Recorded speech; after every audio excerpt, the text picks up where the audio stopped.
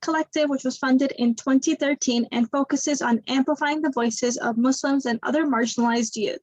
And we publish a quarterly print magazine, which reaches almost 10,000 readers across North America. And we publish writing and art by youth revolving around faith, identity, culture, politics, and much more. Outside of the magazine, we're a nonprofit organization, and we've hosted workshops, events, and facilitated multiple creative projects since our founding. For this event, we're working with Misk and Muslim Artists for Justice. So first, we would like to ask Muslim Artists for Justice to share a bit more about themselves. Assalamu alaikum, everyone. My name is Sara, and I'm here with Lama. We are the co-founders of Muslim Artists for Justice. Muslim Artists for Justice is a nonprofit, youth-led organization that inspires young Muslim artists to share their opinions and bring awareness to social issues that affect our global community by highlighting a different social issue every month, such as the Uyghur crisis, Black Lives Matter movement, and Yemen crisis. We give Muslim youth the opportunity to submit art pieces along with reflections to showcase their voices. By establishing a platform that empowers future leaders who are passionate about social justice and creativity, MAJ aims to celebrate our young Muslim artists and bring awareness to social issues that are important to our youth.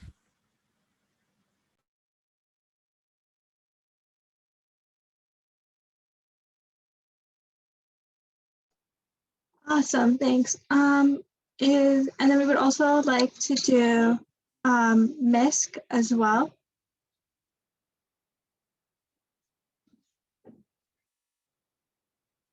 Okay, so Misk is an Islamic youth organization which promotes spiritual, personal, and physical growth, as well as community involvement.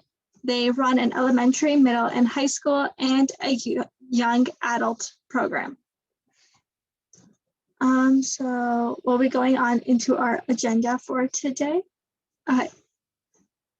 So this is a quick rundown of our agenda, inshallah, and basically what it is. So it's our introduction right now, and then we go on to our panels. We split our panels up into two parts. So the first panel is going to be all our activists, and the second panel will be our MPs, MPPs, and our journalists. And we'll go on to our event sponsors, then the open mic segment, which everyone's very excited about, and then finally awards, inshallah. Okay, so Thank you so much, Roa. I just wanted to jump in and say assalamu alaikum, everybody. I'm your other co-host for the evening. I am a mentor at My Voice and have been a part of My Voice for more than a year now, and a team lead as well for the video team. So very excited to be having everybody here, and thank you so much for taking the time out on a Saturday evening and joining us. I'm sure there's going to be some very engaging conversations, and we're going to have some very interesting and enlightening performances as well later on in the evening. And just wanted to say a quick Bismillah and a Surah Fatah before we start. Ar-Rahman-Rahim, Alhamdulillah Rabbil Alameen, Ar-Rahman-Rahim, Malik Yawm al-Din, Iyyaka nasta'in, Ihdinas siratal mustaqim, siratal ladhina an'amta alayhim, ghayril maghdubi alayhim waladdallin. Thanks, everybody. All right, so I think we can, Roa, you want to take over? yeah, okay, there we go. So our first panel, like I said, is our activist.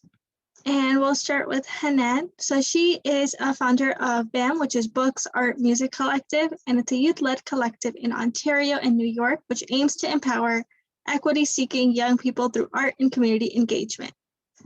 She also has worked for the City of Toronto with multiple local and international organizations such as Welcome Home Toronto and the International Blue Crescent, and she strives to make newcomers feel just at home in Canada. Our second activist is Adam Carroll, and he is the director of UN programs and leads a Burma task force team at Justice for All. And he is the founder and former executive director of Muslim Consultative Inclusion, Dialogue, and Community Strengthening in New York City, and hosts a UN This Week show. Next, we have Shalina, who is a university student studying at SFU. And she's the youth coordinator for Vancouver Uyghur Association and has been fighting to raise awareness about the genocide since 2018. Then we also have Kofi, who is a lawyer. Sorry, he is a lawyer and government relations advisor based in the city of Toronto. And prior to starting his own general practice in 2018, he worked as a senior advisor in various Ontario cabinet ministers in governments led by Dalton McGuinty and Kathleen Wayne between 2012 and 2018. He's a board member for the Canadian Muslim Lawyers Association and Youth Employment Services, and is interested in addressing issues that affect both Black and Muslim communities in Canada and around the world. Next up, we have Yusuf Fakiri, who is the Quebec Director of Public Affairs at NCCM, and he has a history of inspiring and being a dedicated and giving dedicated advocacy in the service of justice. He founded Justice for Soli Movement, a grassroots national organization that advocates within the justice system for vulnerable Canadians who suffer from mental illness. And we also have Mohammed Seyfallah, who is a human rights activist that spent much of his time advocating for refugees and persecuted minorities.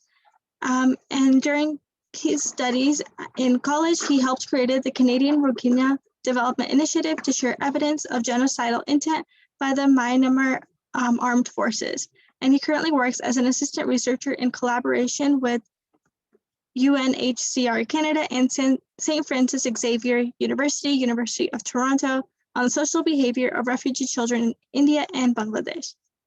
And last but not least, we have Arzu, who is, okay, got it. She was born and grew up in East Turkestan and studied business management in a Chinese university and worked at the local government for 2 years. So after the mass concentration camps started, she began working as a human rights activist, educator, organizer, and humanitarian worker.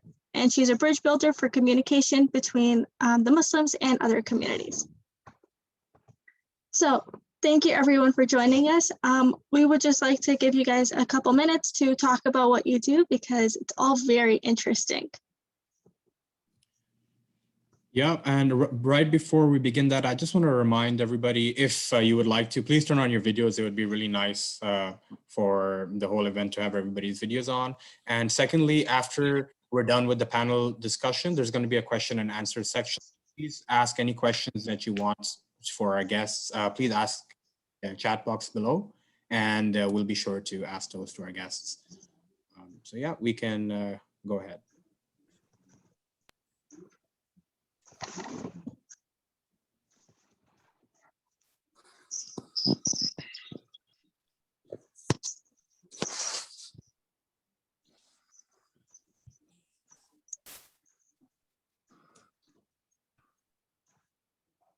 Adam, I think just for your initial piece, like if we could limit it to maximum 2 minutes, a minute and a half, 2 minutes, that would be great.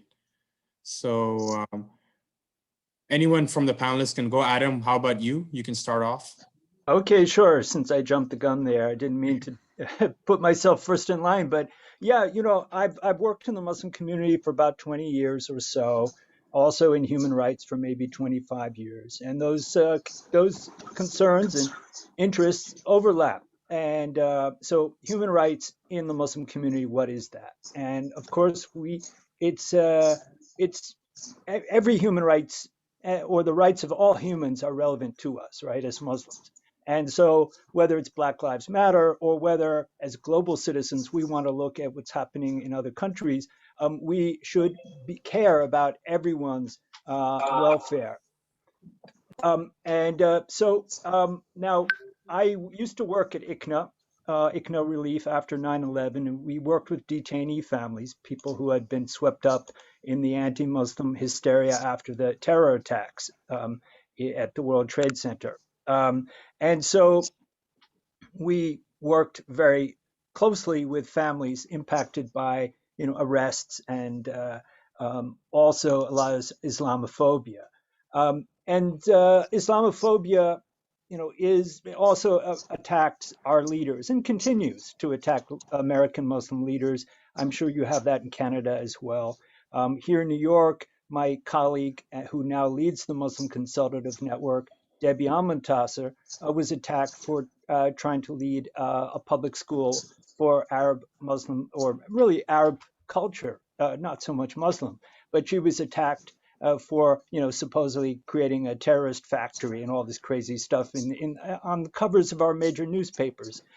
And so we fought that, like CARE. A lot of groups stepped up and spoke on her behalf and with her. Also, Park 51 Mosque, they called it a victory mosque because it was a little bit near the 9/11, the World Trade Center site. So all kinds of things. So Islamophobia exists in other countries too, not just US, not just Europe, but it exists very much in China. And I'm sure people will be speaking about that as a factor in the oppression of the Uyghur community, the Uyghur people. And also it takes place in India very much so, and in Sri Lanka, and in Burma. And so all of those, we have programs in all of those areas at Justice for All. Burma Task Force, I'm currently the team lead, which doesn't mean I make all decisions about Burma Task Force, but it does mean that I try to make sure that we don't get lost in responding to all these other emergencies. Burma recently had a coup, and that adds another layer. And if only the policymakers had really responded appropriately to the Rohingya genocide, we might not have had the coup by that same military that perpetrated the genocide. So, in short, as Muslims, we have to reflect: who are we for? Who are we against? How do we embrace the diversity of humanity? How do we see ourselves in a pluralistic world and society? And all of that is in the Quran. All of that is a challenge for us. We see that pluralism and democracy are under attack.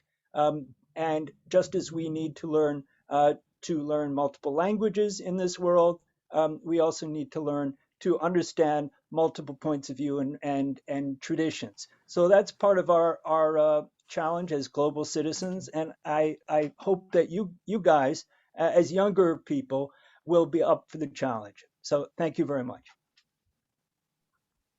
Well, thank you very much, Adam. Really appreciate that introduction. And it's quite amazing that you're very deeply involved in Burma, especially with what's going on today with the entire coup that's going on there. So I'd like to ask you some questions. I'm very interested to hear what your thoughts on a few things. I just want to change it up a little bit and invite Mpp Khalid to introduce herself, give a 1 minute, 30, maybe not an introduction, but just kind of what she does here in Canada. I know that you have to leave at 6, so really appreciate you joining us and taking some time out from your busy schedules. Thank you so much. And actually, we did have a quick intro that we were going to say for Ms. Khalid as well, that I'll just go over quickly, and then you can start. So born in Pakistan, Ikra Khalid moved to Canada with her family and grew up in Erin Mills. She studied criminology at York University and moved on to complete her law degree at the University of Michigan. Before entering politics, Mpp Khalid was actively engaged in the issues facing Canada and others around the world. Believing in the potential of Mississauga Erin Mills, Ikra took her first steps into politics and ran for the office of MP in 2015, where she won. She gives a voice to the people of Mississauga Erin Mills in her roles as a member of the Foreign Affairs Subcommittee on International Human Rights, as chair of the Standing Committee on Justice and Human Rights, and as chair of the Women's Caucus. So very busy and very actively involved in human rights and work and speaking out for the marginalized. So thank you so much, Ms. Khalid, for being here with us today. And would you like to say something about your work or anything? Absolutely. Thank you so much, Sean, Roa, and the whole team of My Voice. The work that you do really feeds into a lot of the work that I do. And as a member on the Subcommittee for International Human Rights, which is Subcommittee for Foreign Affairs, and also as the chair of the Justice and Human Rights Committee in Ottawa, a lot of the work that we do surrounds and really focuses on human rights issues, not just in Canada, but across the world. And a lot of those issues are brought to the table, are brought to our attention, are advocated for by organizations like yourselves. So I really appreciate the amount of effort, the amount of passion that you all bring to the table when we're talking about these very, very important issues. Just very briefly, I'll give an overview of some of the issues that I've worked on in the past. I was first elected in 2015, and in 2016, the first order of business that I brought to our subcommittee for international human rights was the issue of Rohingya and the dire situation that they were feeling and facing back then. We started a study on it. We put together recommendations for our government, some of which led to what was the special envoy that went to Myanmar to address these issues. In fact, in 2017, I had the opportunity also to meet with Aung San Suu Kyi along with our foreign affairs minister to really in person highlight the issues that we were seeing on the ground, obviously, and then later on in that year declared what was happening in Myanmar to be a genocide. Recently, I've been working with our subcommittee on issues that the Uyghur populations have faced in Xinjiang, East Turkestan, in China. And just recently, we were able to not only publish a report with specific recommendations, really calling out the treatment of the community in Xinjiang, of the Uyghur people in China, to be constructive of genocide, which our parliament voted on in the House of Commons just recently to declare it as such. The work continues, and we continue to spotlight a lot of issues as they arise. For example, the impact of COVID on IDPs, on internationally and internally displaced persons across the world. The impact of mining on indigenous populations across the world. What is happening with civil rights in Venezuela, in Burundi, in Nigeria, Cameroon, the Dominican Republic of Congo, and as issues arise, we highlight them. And I really think that Canada has a very important role to play in ensuring that these issues continue to get highlighted, that we continue to speak up here within our country and then also on the international stage, whether we face repercussions or not. But that voice is absolutely important. And I just want to say once again, thank you to each and every one of you for the advocacy that you do to ensure that those that do not have that voice are able to have it through you and through the work that we do together. I'm looking forward to continuing the advocacy, to continuing to raise that awareness, and to continuing to build those bridges and work together for the betterment of what is humanity as we struggle to get past unprecedented times such as this pandemic that we're in. And I look forward to engaging with you on a lot of these issues. Thank you to all of the panelists for your really important words that you've currently spoken and will continue to speak.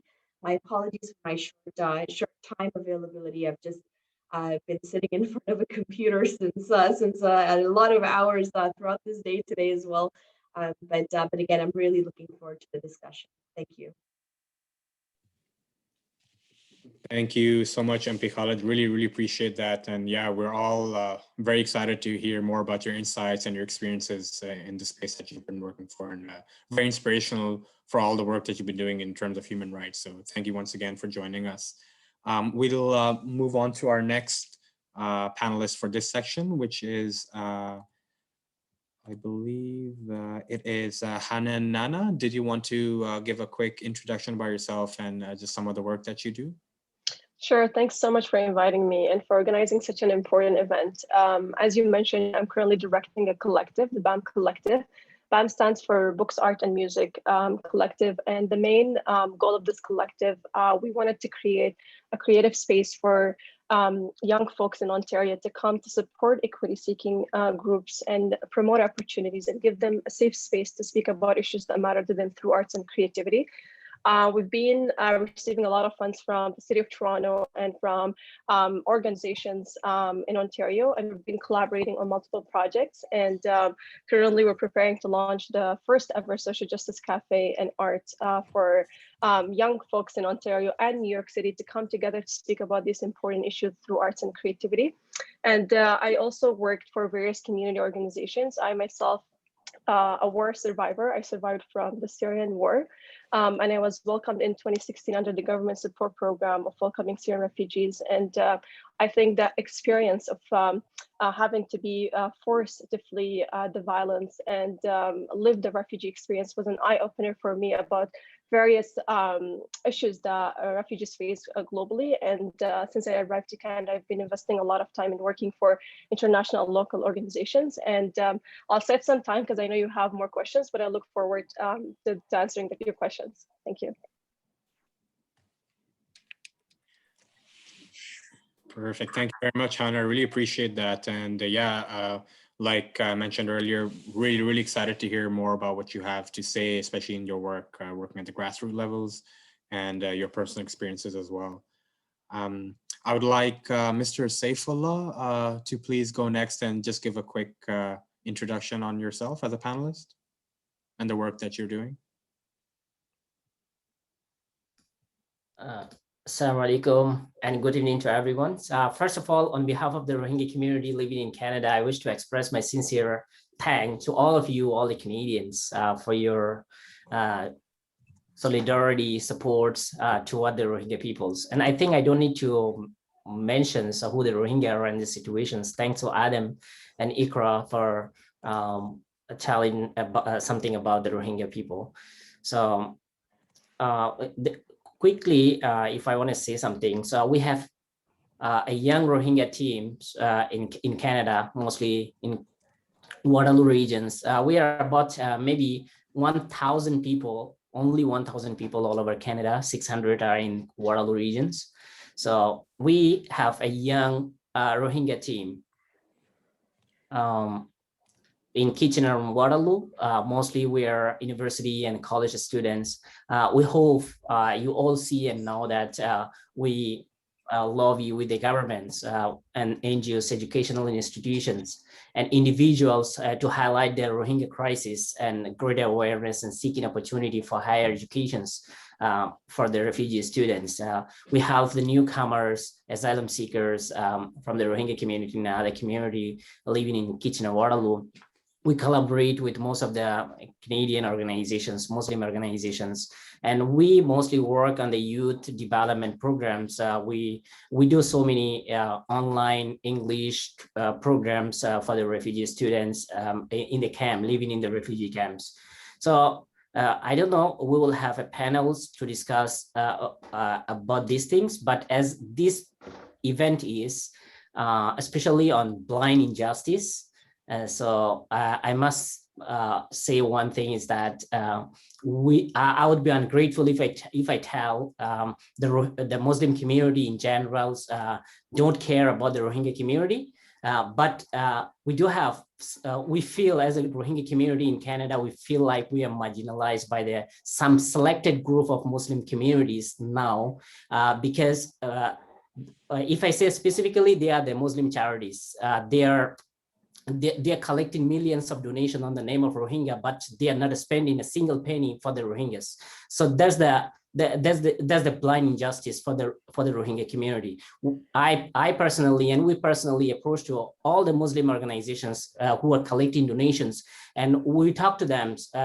They are collecting donations, saying that they are on the grounds for the fire victims and the Rohingya community in the camps, but they couldn't show us any proof they are working in the camps. And that's how we feel like, Somali community and Yemeni community and other community, they do have people representative to tell, to ask question to the Islamic Muslim charities where the money is going. But we Rohingya community don't have anyone to ask them questions. We feel that that's why they are just betraying the Rohingya community, not only Muslim Rohingya community, but the donors. So today we see here the people like Ikra and our respected Khalid Rasheed and all other important people. I just want to raise this issue because we are just feel marginalized even being in Canada, because we were marginalized in Burma, but as a community, Muslim, being from Muslim community in Canada, we are so broken in Canada as well. And I'll be ready to respond or to answer some questions whenever it comes. Thank you so much. Thank you, sir. You know, that's very, very touching and definitely eye-opening that, you know, you feel that way even in other countries outside of where you're supposedly being discriminated against. In other countries where you look for solace, you're also finding some issues. And yeah, I'm sure our guests and our attendees would love to ask you some more questions specifically into the Rohingya issue. So thank you so much. Just to keep track on our schedule, I'll have Mr. Kofi go next and introduce himself and a little bit of his advocacy work. Hi, assalamu alaikum, everybody. Can you guys hear me? All right, Bismillahirrahmanirrahim. Thank you very much, guys, for inviting me to this event, mashallah. It's an honor always to have the pleasure to share a little bit about myself, my experience, the work I try to do in community. And hopefully we can all sort of take benefit from some of the wonderful people and work that is happening within our community. So about myself, I think the introduction mentioned that I was a lawyer, government relations advisor. I'm someone who, I worked in provincial government here in Ontario for a number of years. And you know, got a chance to kind of see how groups and organizations come to government, how they get their voices heard, how they are able to put forward submissions, how they're able to influence people in power, how they're able to understand how politics encompasses so much of the objectives and goals that they have for various matters. And you know, through that experience, I've sort of wanted to apply, you know, whatever knowledge I've gained from that to the issues and concerns that matter to me. So a bit about me: I'm a convert to Islam. I converted to Islam, alhamdulillah, 10 years ago. Prior to that, I was, you know, quite involved in issues concerning Black Canadian communities, Sub-Saharan Africa, and sort of development-related issues, and of course, becoming a Muslim and kind of becoming part of another sort of marginalized group. You know, I've kind of tried to do my best to engage with the issues that concern the community, and you know, utilize whatever experience I have and insight I have to assist where I can. I'm one of the co-founders of a not-for-profit called the Black Muslims Initiative, which was started in 2018 here in Toronto. That organization had the goal of trying to address issues. I'm sorry, I'm in my office, so on the weekend, so the light might turn off. But if it does, I'll just run quickly. But basically, that organization tries to address issues at the intersection of anti-Black racism and Islamophobia. Quite oftentimes in my encounters with the Muslim community, I've kind of realized that, okay, there's a lot of learning that needs to happen about Black Canadian communities, the history of North America, issues of racism, and you know, the kind of unique challenges that you'll face as somebody that looks like myself in the community. So someone like myself as a Muslim, but maybe people might not even recognize I'm a Muslim, within the Black community, you know, I can oftentimes encounter and experience, you know, Islamophobia within the Black community, non-Muslim Black community as well. And of course, within the general non-Muslim community as well, that's obviously apparent. Within the Muslim community, of course, there's a lot of issues, I think, pertaining to anti-Black racism, and just a general lack of awareness of the dynamics and issues that have faced people of African descent in this part of the world, and how that has shaped the very issues that Muslims themselves are actually experiencing today. So I've tried to kind of bring that attention to my work, and make that a part of the work that Muslims do as we strive for justice, both for ourselves and for other communities as well. So I'll leave it at that. Thank you. Thank you so much, sir. Really extensive explanation. Really appreciate that, and very interested to hear about your work on how to get the youth more involved in lobbying and how to connect that gap between government and the grassroots level. So very excited to hear more about that. Can we have Miss Arzu Gul please go next? Just a little bit about yourself and what work you do.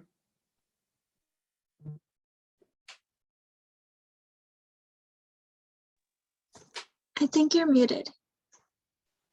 Sorry. Assalamu alaikum. Thank you very much for giving me opportunity to speak on this event.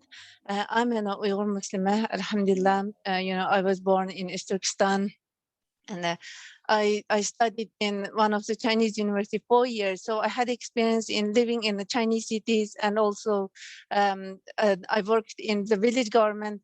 So I saw by my eyes, how even it was 20 years ago, how is like political indoctrination in a working place, because that was mostly we did there. And then and also I experienced this forced dancing, and also I saw women who work for birth control. I witnessed all this. So after I came to Canada, I pretty much lived ordinary life like other people. Until this concentration camp started. When this camp started, and also my communication with my family was totally cut since 2017 August, and it really touched my heart. I couldn't, imagine the pain of my people's. What they are going through in that camps. So I said I need to stand up and speak for my people, and but I did started my activism from very small activities, because in the beginning we worried about our parents, our relatives, to speak for them. So we asked help from others. Then I realized this work, it needs to be done intensively and immediate. We need immediate action. And we are the Uyghur community, it's the most misunderstood in the society. People didn't know much about Uyghurs. When we start working, we couldn't explain to them. It used to take 10-15 minutes, who are Uyghur Muslims and where do we live, etc. Even until now, I still face the same question. So I started my work with very little. I was attending the various events and the conference and trying to speak to people one by one at the beginning. And then later on, we started to work with different organizations.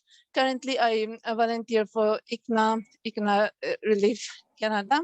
And also I work for, I volunteer for CSRDN in this.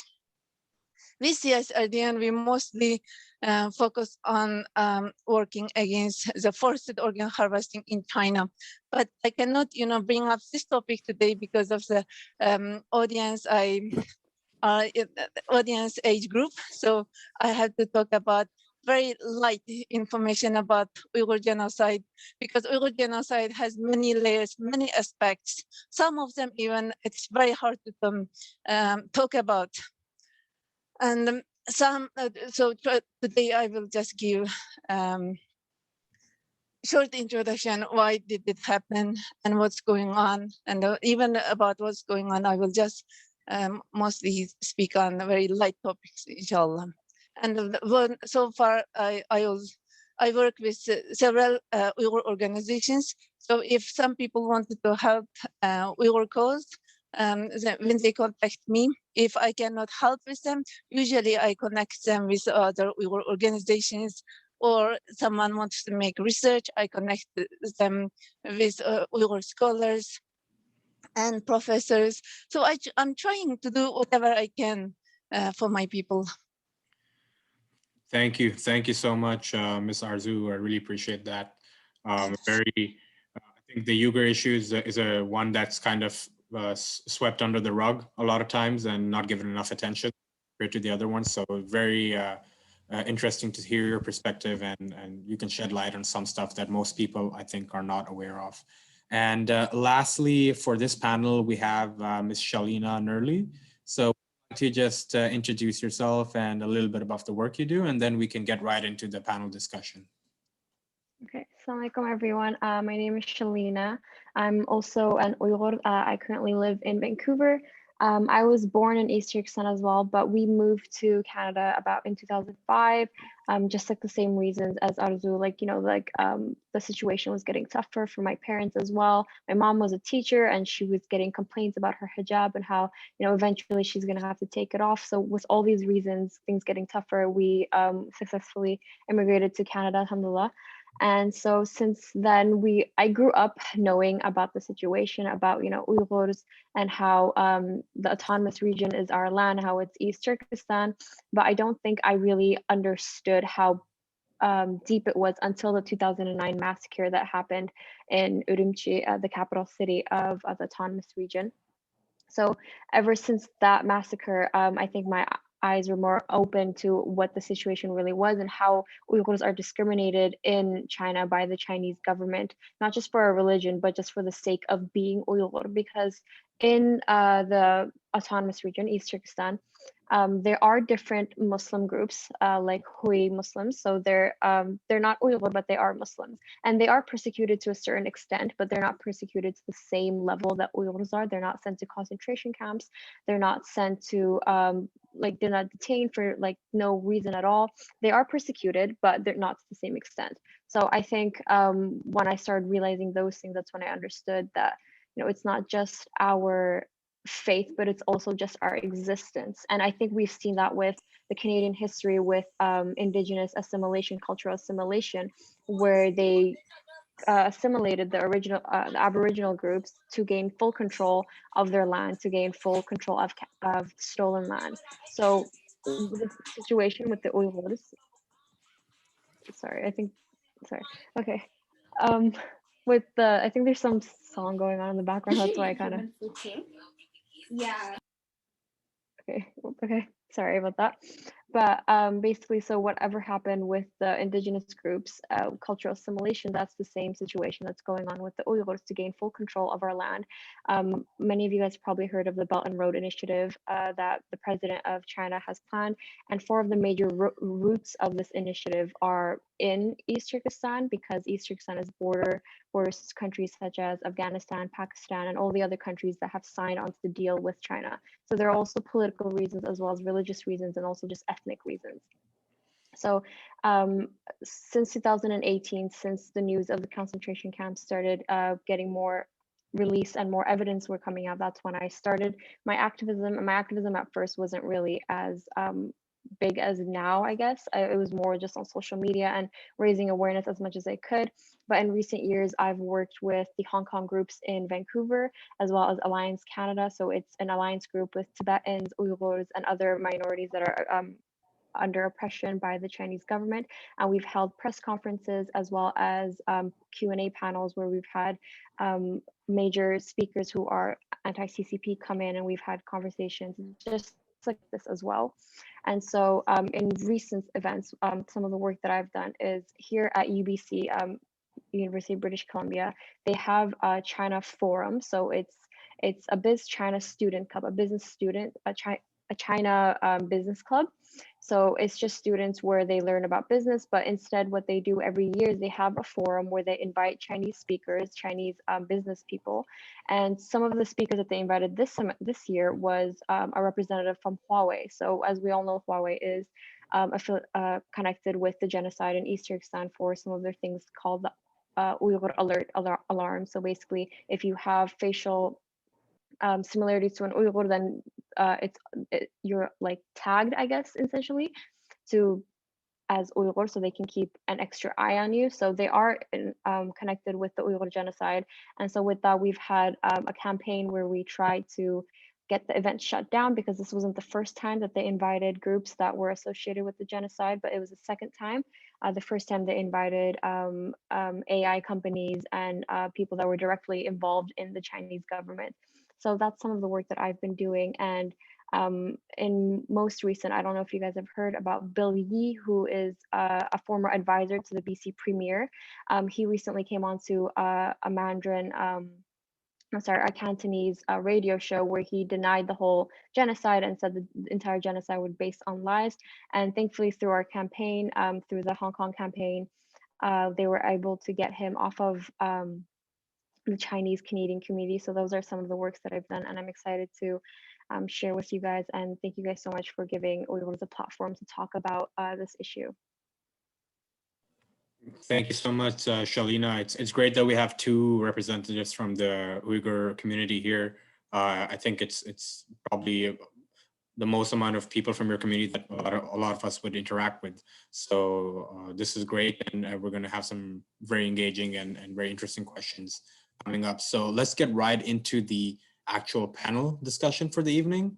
And I know Ms. Mpp Khalid, you have to leave very shortly. So I will have the first question, I'll lay it out for you. And especially because you mentioned how you've been working in many committees in the government, specifically with regards to human rights. So one question that we have is that what can schools or student groups do to bring international human rights violation cases to the attention of the Canadian government?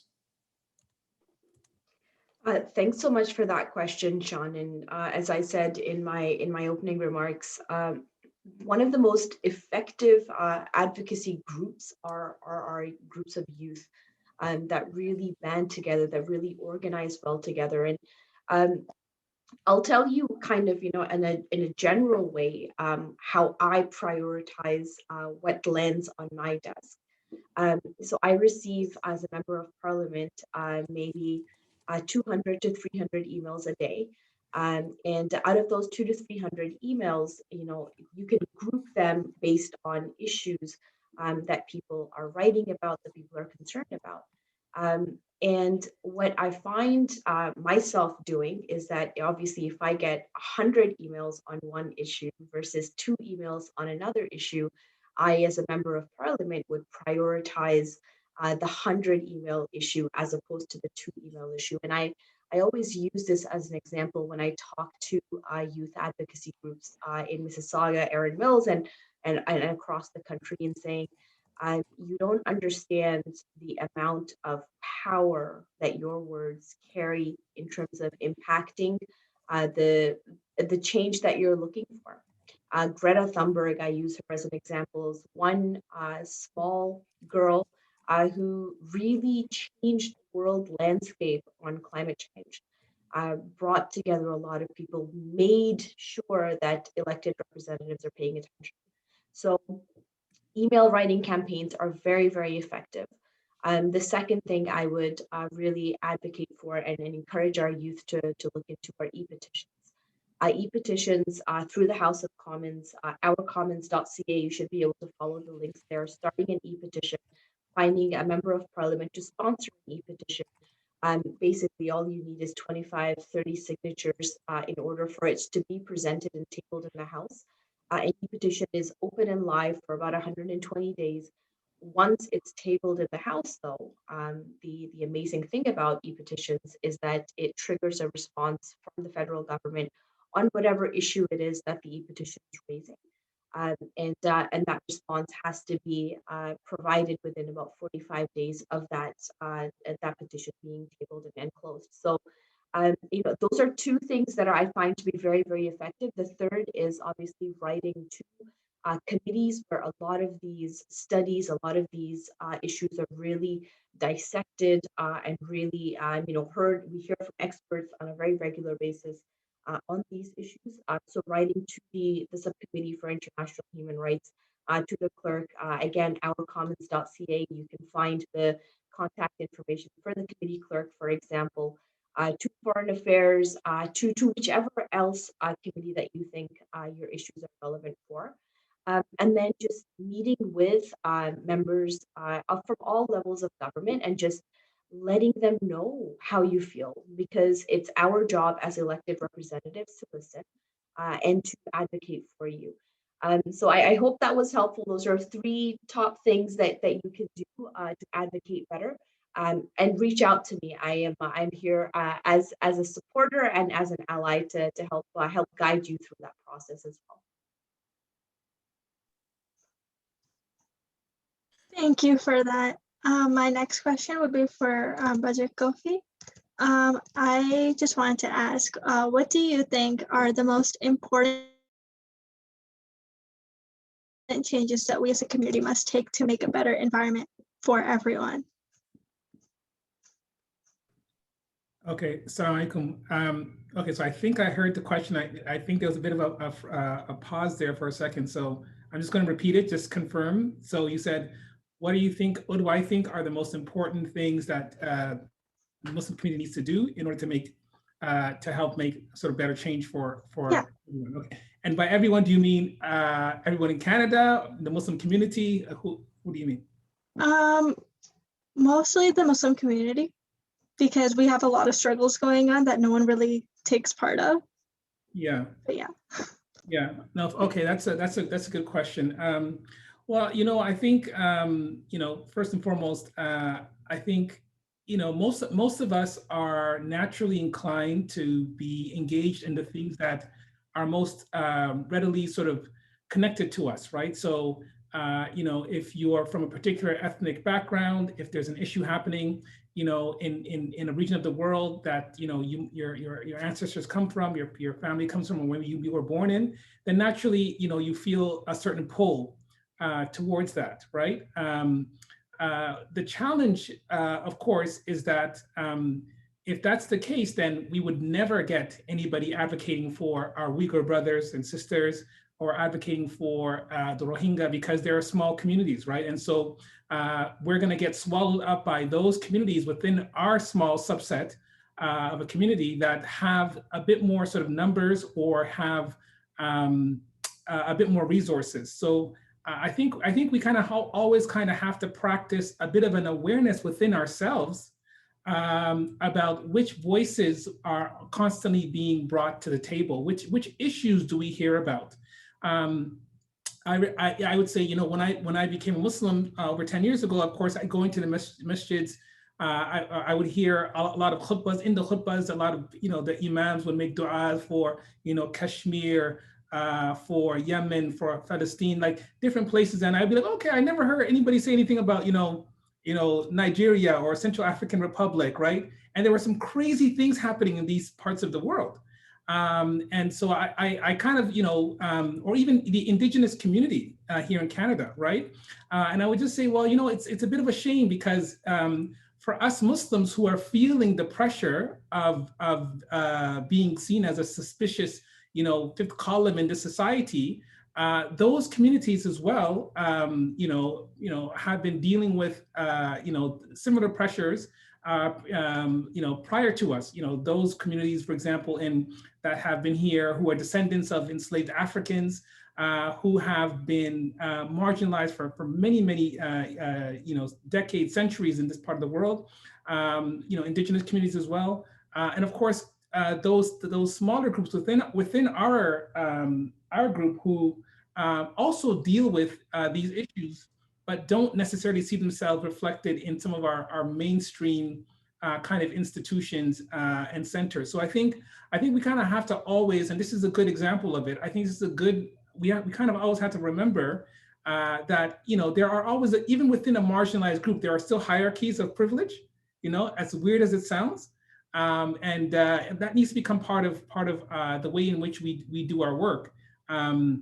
Because, you know, if you focus on, if we can make it a part of our work to focus on the groups that don't have, you know, resources, that don't have, you know, people connected to their community in government or in places of power, then that's going to be the right foundation from which we tackle all these kinds of issues that impact us, right?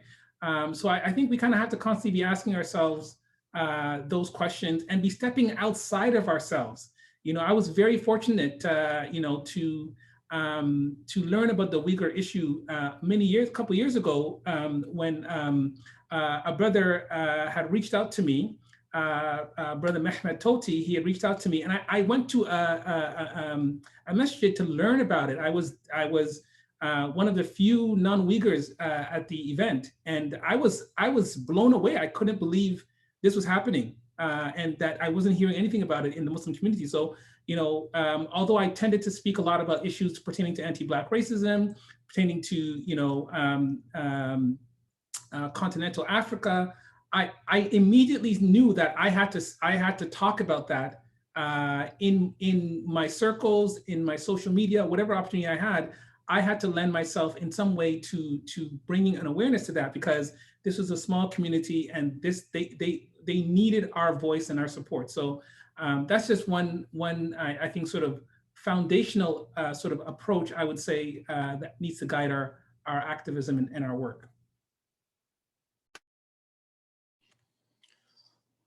Right. No, that's very well said. I really appreciate everything you said, you know, especially regarding you had to go around on the grassroots, and you were actually on ground and doing activism there, rather than just kind of doing it from like a high level type of, you know, not really focused on much. And I also just wanted to touch upon Ms. Khalid's points in her section, where she talked about e-petitions, and I think that's very important. Mr. Kofi, you can probably agree that e-petitions is a very easy way for people right now, especially the youth, to get involved with activism, and especially using pre-made templates. I know there's an organization called Justice for All Canada that have pre-made templates on their website, and any issue, whether it be the Rohingya, Uyghur, Kashmir, you know, India, farmers, Pakistan, any issue that you have, you can just sign it, and it's like a pre-made template that's sent to the government officials. But thank you both for that very enlightening answers. The next section, I would actually like to focus a little bit more on specifically the Rohingya and the Uyghur issues. So this is kind of a two-part question, and I'll lay it out there openly for Shalina, Adam, Seyfallah, and Arzu. So any of you can go, you know, based on what you want to say. But the first question is that why does it take so long for government officials around the world to address global concerns such as the Uyghur and Rohingya people? And so this is just a general question for, you know, in your opinion, why do you think that these issues are not as, they're not shed light on as well as the others? And secondly is that Canada has only recently formally recognized the treatment of Uyghur people as genocide. Does this bring any real chance? Will this actually bring change on the ground, or is this more a perfunctory political statement? So anyone of Shalina, Adam, Seyfallah, or Arzu, you can go. I can answer the first question, if you're okay. Yeah, for sure. Uyghur issue is not well known to the world. It's because, you know, one thing is that the Chinese government. Can you hear me? Yeah, we can hear you. Uyghur issue is not well known to the world. One thing is that China strictly controls the media in China. So you could only hear what China says about us. And the Uyghurs, we didn't have any media that represent us outside the world, and you know, you couldn't hear the voice from the Uyghur people directly. And also another thing is that language barrier. From outside world, people don't know about Chinese, and they don't know Chinese, so they don't know much what is happening in China. They knew only the information that's available in English, so it's very little chance that you get true information from the Chinese government. And also whatever happening to Uyghurs is it's such a big atrocity that it is hard for anyone to acknowledge. Imagine what will be the consequence for China if China say, yes, I did, you know, committed genocide. Yes, I locked up 3 million people in the concentration camp. Who is going to take this responsibility? Of course, China will not admit this. So whenever other media talk about us, China tries their best to nullify it or by saying, no, this is not true. Even imagine China tried to silence BBC. BBC is like the mouth of the world, right? And even when BBC talked about the Uyghur women suffering, China revenged it immediately. And also, another reason is that China uses various campaigns and propagandas to cover the truth and silence the world. You could, for example, the cotton issue. When the sanctions started, suddenly you see the people that we never seen before. They started to praise the government, and they started to show their support for the Xinjiang cotton. Well, but we are the support from them for Uyghurs, right? They didn't. So there are so many aspects. And another thing is that Uyghurs are totally defenseless and they don't have voice. And China has so much economical and political power in international stage. China has much power in UN, UN Human Rights Council. So many people. So the other countries, they are the other countries, smaller countries, especially the client countries of China, they didn't dare to challenge China. So not only the political side, when Shalina talked about, the One Belt, One Road initiative, and this project, if you make a good research, it is only backtrack. But if you look at China is investing us billions and making this infrastructure, on the surface, it looks like, oh, China is helping poor countries. But when you look at the result, for example, what happened to the Sri Lankan port and how much the Pakistan owes to China, well, if you could consider, this consequence, it's not. But because people don't know, some of them, and they have like wishful thinking, false hope from China that China is going to bring prosperity to them.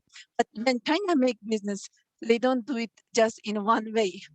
If you look at, one of the, when I look at one Pakistani website, I'll show you in my presentation later on. They talk about economics in one hand, and they talk about politics in another hand, about dealing with the terrorists effectively, blah blah. So that's why our voice is not heard. Right. Yeah. No, it's very.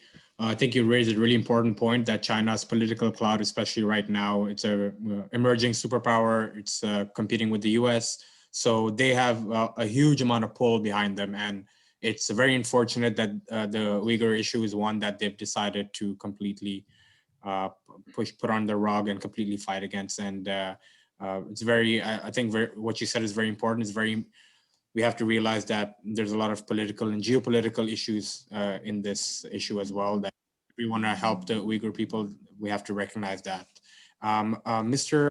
Did you have anything to add specifically in the Burmese context? Why has the Rohingya issue not been as highlighted as others? Was that for Seyfallah or for me? For you. Oh, okay, sure. After you move on to Seyfallah. Yeah. I mean, both the Uyghur genocide and the Rohingya genocide are affected by the Chinese veto in the Security Council and its influence, as was just mentioned. Arzu just mentioned it, and also it was mentioned earlier by Shalina.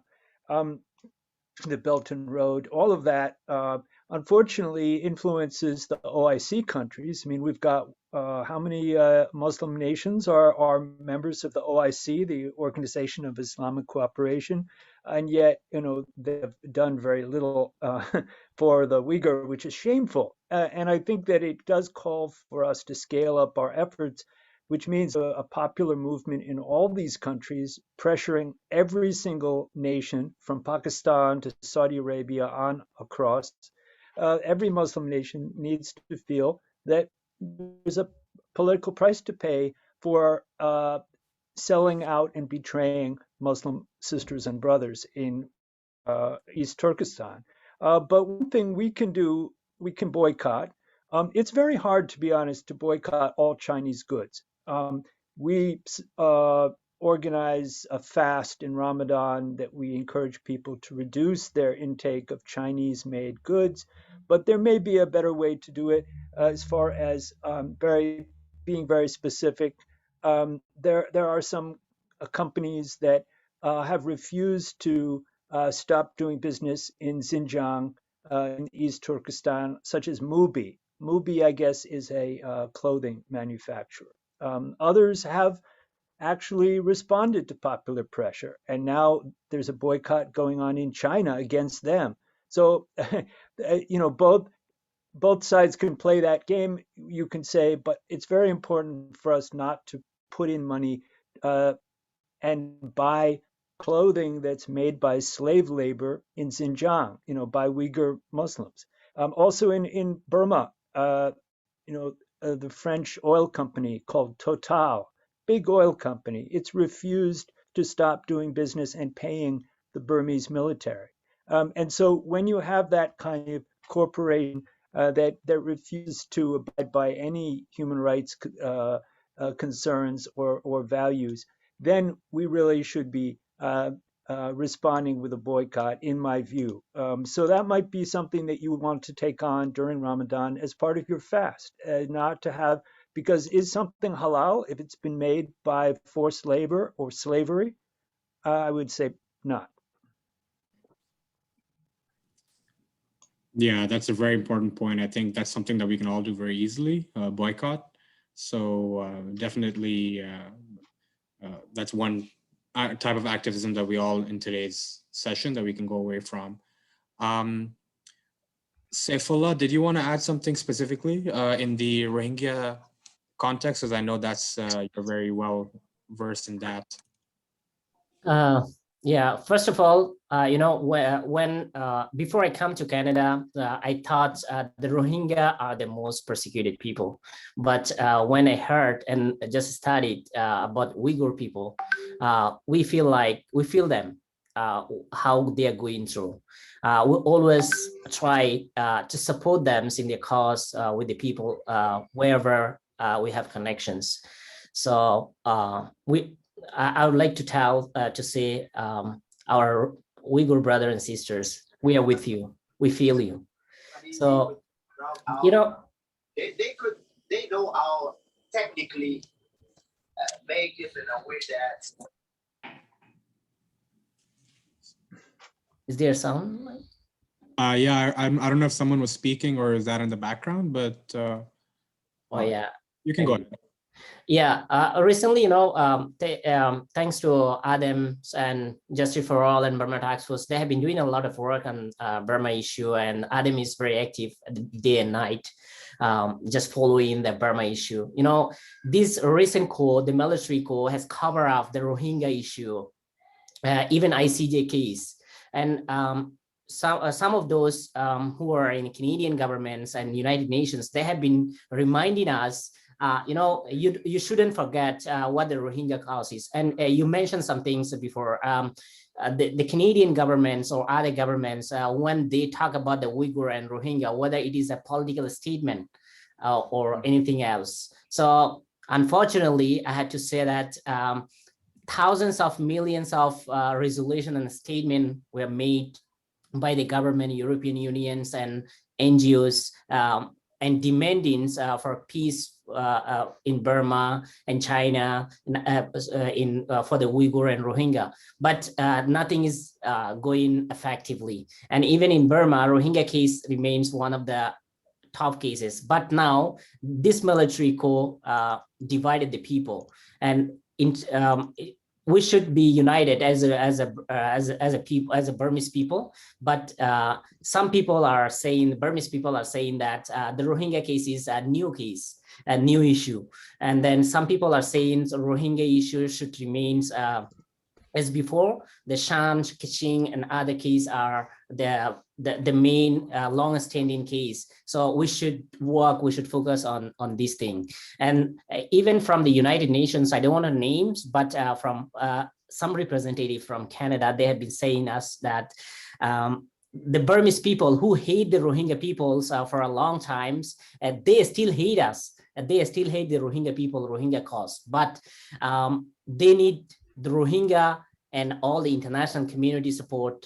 That's why they are calling us brother and sisters. So we have been not fighting, but we have been demanding, we have been asking every time, so Adam see that every time, if they are calling us brother and sisters, they should also call us in their groups as an active members. So that's how we have been going through. But from the Canadian government, we see we want something like more active than political statements. That's the thing. We appreciate what they did the first time they called the genocide, but as a government, they could do more than just a statement. They can join the Gambia. If a tiny, small country like Gambia can come to ICJ and bring Burma to ICJ, and Canadian government, they do have more power, more resources to join them to work on Rohingya or Uyghur issue. Thank you. Thank you so much, Brother Adam and Seyfallah. That was a very great insight into like the different types and how those communities interact with each other and everything. So our next question is specifically to Hanan and Shalina, but everyone else can pitch in as well. So we wanted to ask, what advice do you guys have for today's youth, and what can we do to help you guys in your activism? Shalina, you can go first. Okay. I think one advice to the youth, I think our youth is doing pretty well when it comes to human rights issues and other social justice issues. But I think, especially because since everything is really online, like earlier said, the email campaigns are very useful and they are effective. And I think because like mostly for our generation now, for the youth now, everything is just online, especially with COVID going on, like all we do is virtual, everything we do is virtual. And even if right now the organizations in Vancouver, if we wanted to hold protests, it's kind of like hard to do that because of the restrictions. So everything is online right now. So when it comes to helping us with what we do, I think there are so many things that can be done, especially right now, because for Uyghurs, there are a few campaigns that are going on. I can send the link into the chats, but one campaign that's really, really important right now is that I'm sure a lot of you guys know that Beijing 2022 is going to be holding the Olympics in Beijing. And so we're trying to boycott that so it can be relocated, and so it not happening in Beijing, because we know that Beijing authorities are associated with the genocide, and Beijing is in China, and China is the one that's holding out this genocide. So there is a campaign that's going on, so I can send the link, and all you have to do is, again, just copy paste the letter template, send it to your MP, and there's even a page for, if you don't know who your MP is, you can just click on that page, write down your postal code, and then you'll get like the name of your MP and their email address. So it's very easy to do. All you have to do is copy paste, do a little bit of clicking, and you can send that email. And also with that said, there's also a few other campaigns from the same organization, Campaign for Uyghurs. So that same organization, a few weeks ago, they held a 3-day campaign, but I think you can still email and be a part of that campaign now. Where they did was they targeted Zara, Apple, and Nike for the human right forced labor that's going on in East Turkestan. And because of that, they did give some statements back. But again, because China's power, China, you know, their citizens, you know, brainwashing, whatever, their citizens supported the Chinese government and started boycotting all these companies. Some of the companies, such as Zara, they had to like delete their statement about like not not allowing forced labor or being against forced labor. So there were situations like that. But again, you can still sign the campaign because it is still possible to, you know, like put some effort in and then send the email campaigns. And personally, what I'm planning right now is with a few people in Vancouver, we're planning a letter campaign to send to our MPs about forced labor, not just for like 3 companies, but overall as a political movement. So the Canadian government can abstain from doing trade deals or whatever with companies that are associated in forced labor in East Turkestan. And we're just doing a few finishing touches to that. And once that's ready, I can email it to you guys, and you guys can probably share it on your social media or whatever when the time comes. And last but not least, Ramadan is coming up. There's a lot of things that you can do, so I'm just listing all of them. But because Ramadan is coming up, there's a foundation called Shukr Foundation. It's a charity foundation based in Australia. So basically every Ramadan for the past 2 Ramadans, they've held a campaign where basically we collect donations to send to Uyghur refugees in Turkey. These Uyghur refugees have been separated from their families.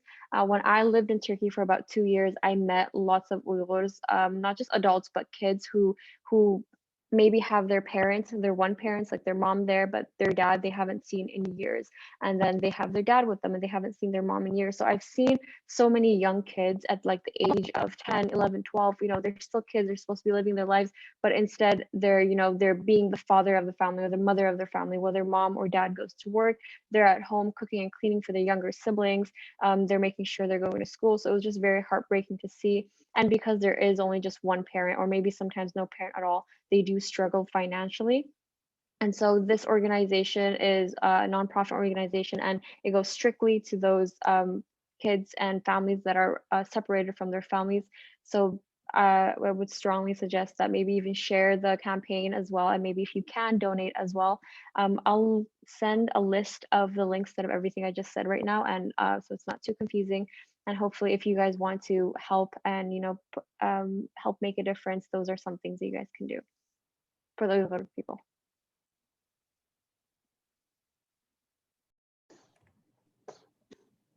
Those are all amazing opportunities. Thank you, Shalina. Hanan, do you have anything to add to that?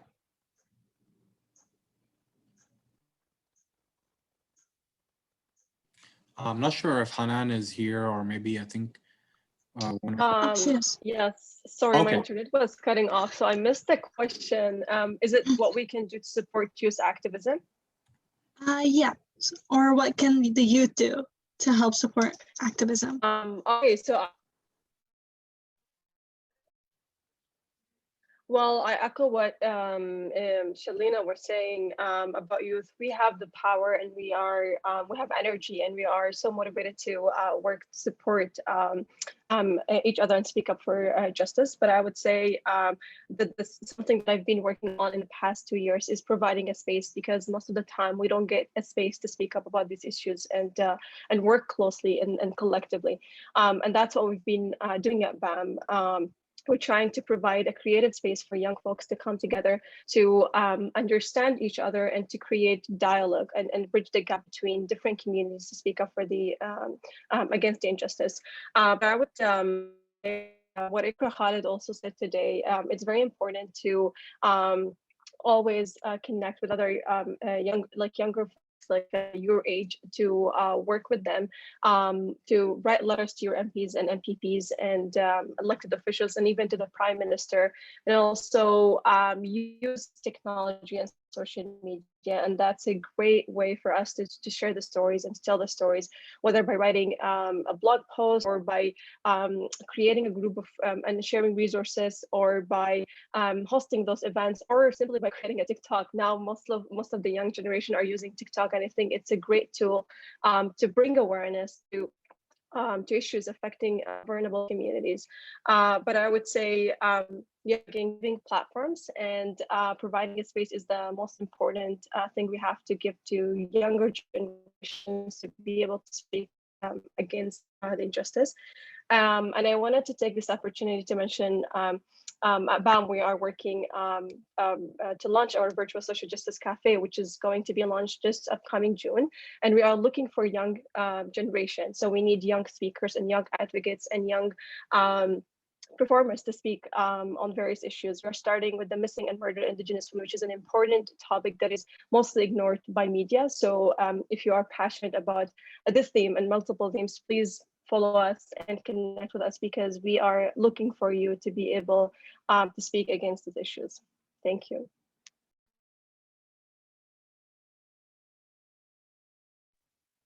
Is it okay if I add one more thing for how to be a part of like the Uyghur cause? Yeah, for sure. Go for it. Yeah, okay. Just get the PowerPoint.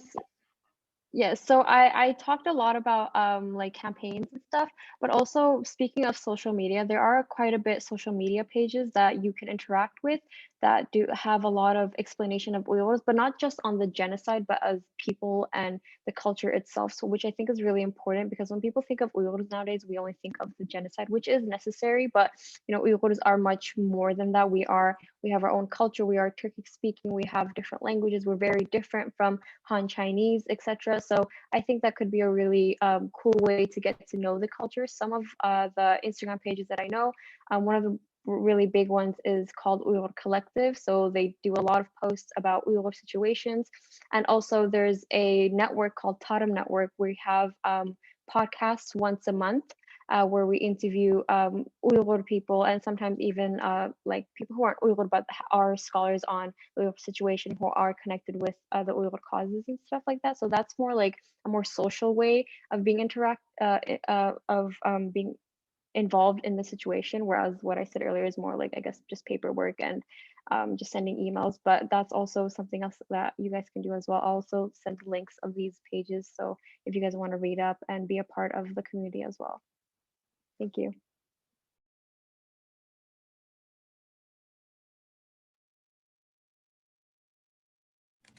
Thank you so much for that, Shalina. Okay, guys, so thank you so much for your patience. We've had some amazing discussions, some amazing insights from all our panelists so far. We've had some insights from all the way from the government level, all the way down to the grassroots activists, and I think it's been amazing. We're going to move on to the second panel discussion right now. It's going to be shorter. It's not going to be as long as the first one. And this is mainly focused on journalists and politicians, as well as some writers. So I will just go off first. Our first panelist for this segment would be Mr. Yusuf Fakiri. He is the Quebec Director of Public Affairs at the NCCM, which is the National Council of Canadian Muslims. He has a proven and inspiring history of dedicated advocacy in the service of justice. In 2016, after the tragic death of his brother Solomon Fakiri, he founded the Justice for Sol movement, a grassroots national organization that advocates within the justice system for vulnerable Canadians who suffer from mental illness. Yusuf has a background in the public sector as an advisor with specific high-level experience in Francophone affairs. He was educated and attended graduate school in both Quebec and Ontario. He's fluent in English, French, and Farsi. Okay, and next we have,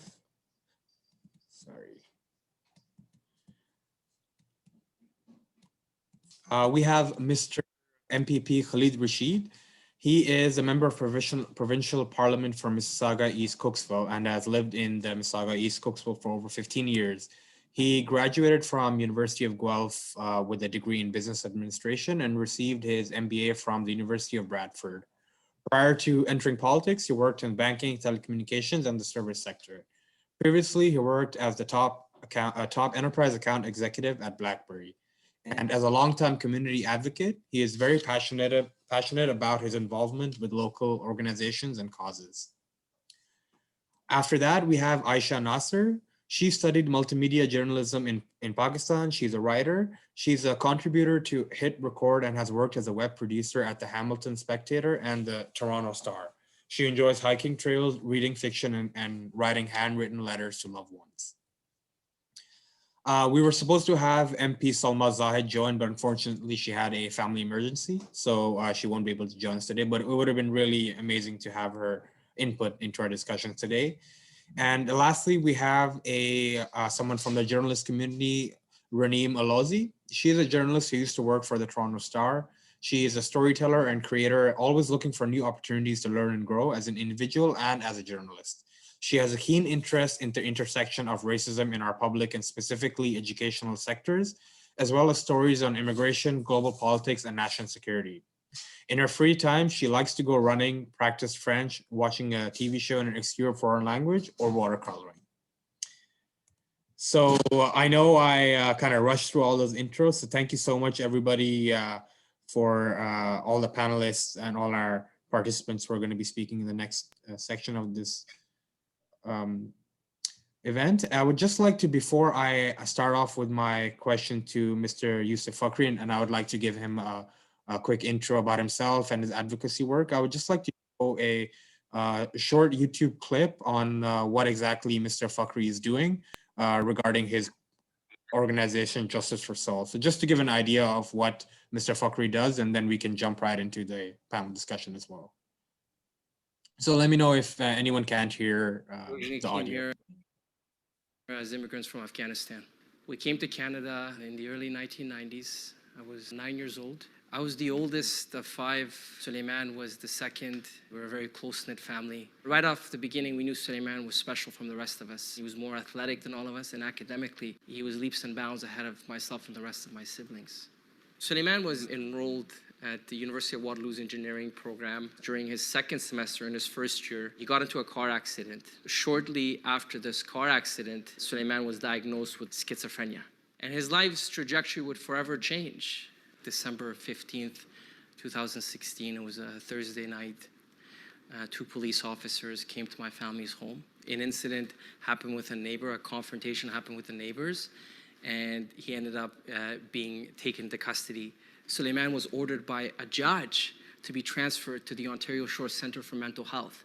He was supposed to be transferred to a hospital, and the only reason he didn't make it was because he was waiting for a bed. The 2 police officers informed my father that Suleiman passed away after an incident with the guards. My understanding is every single time when the Canadian mental health was executed with respect to Suleiman, he was taken into a hospital. The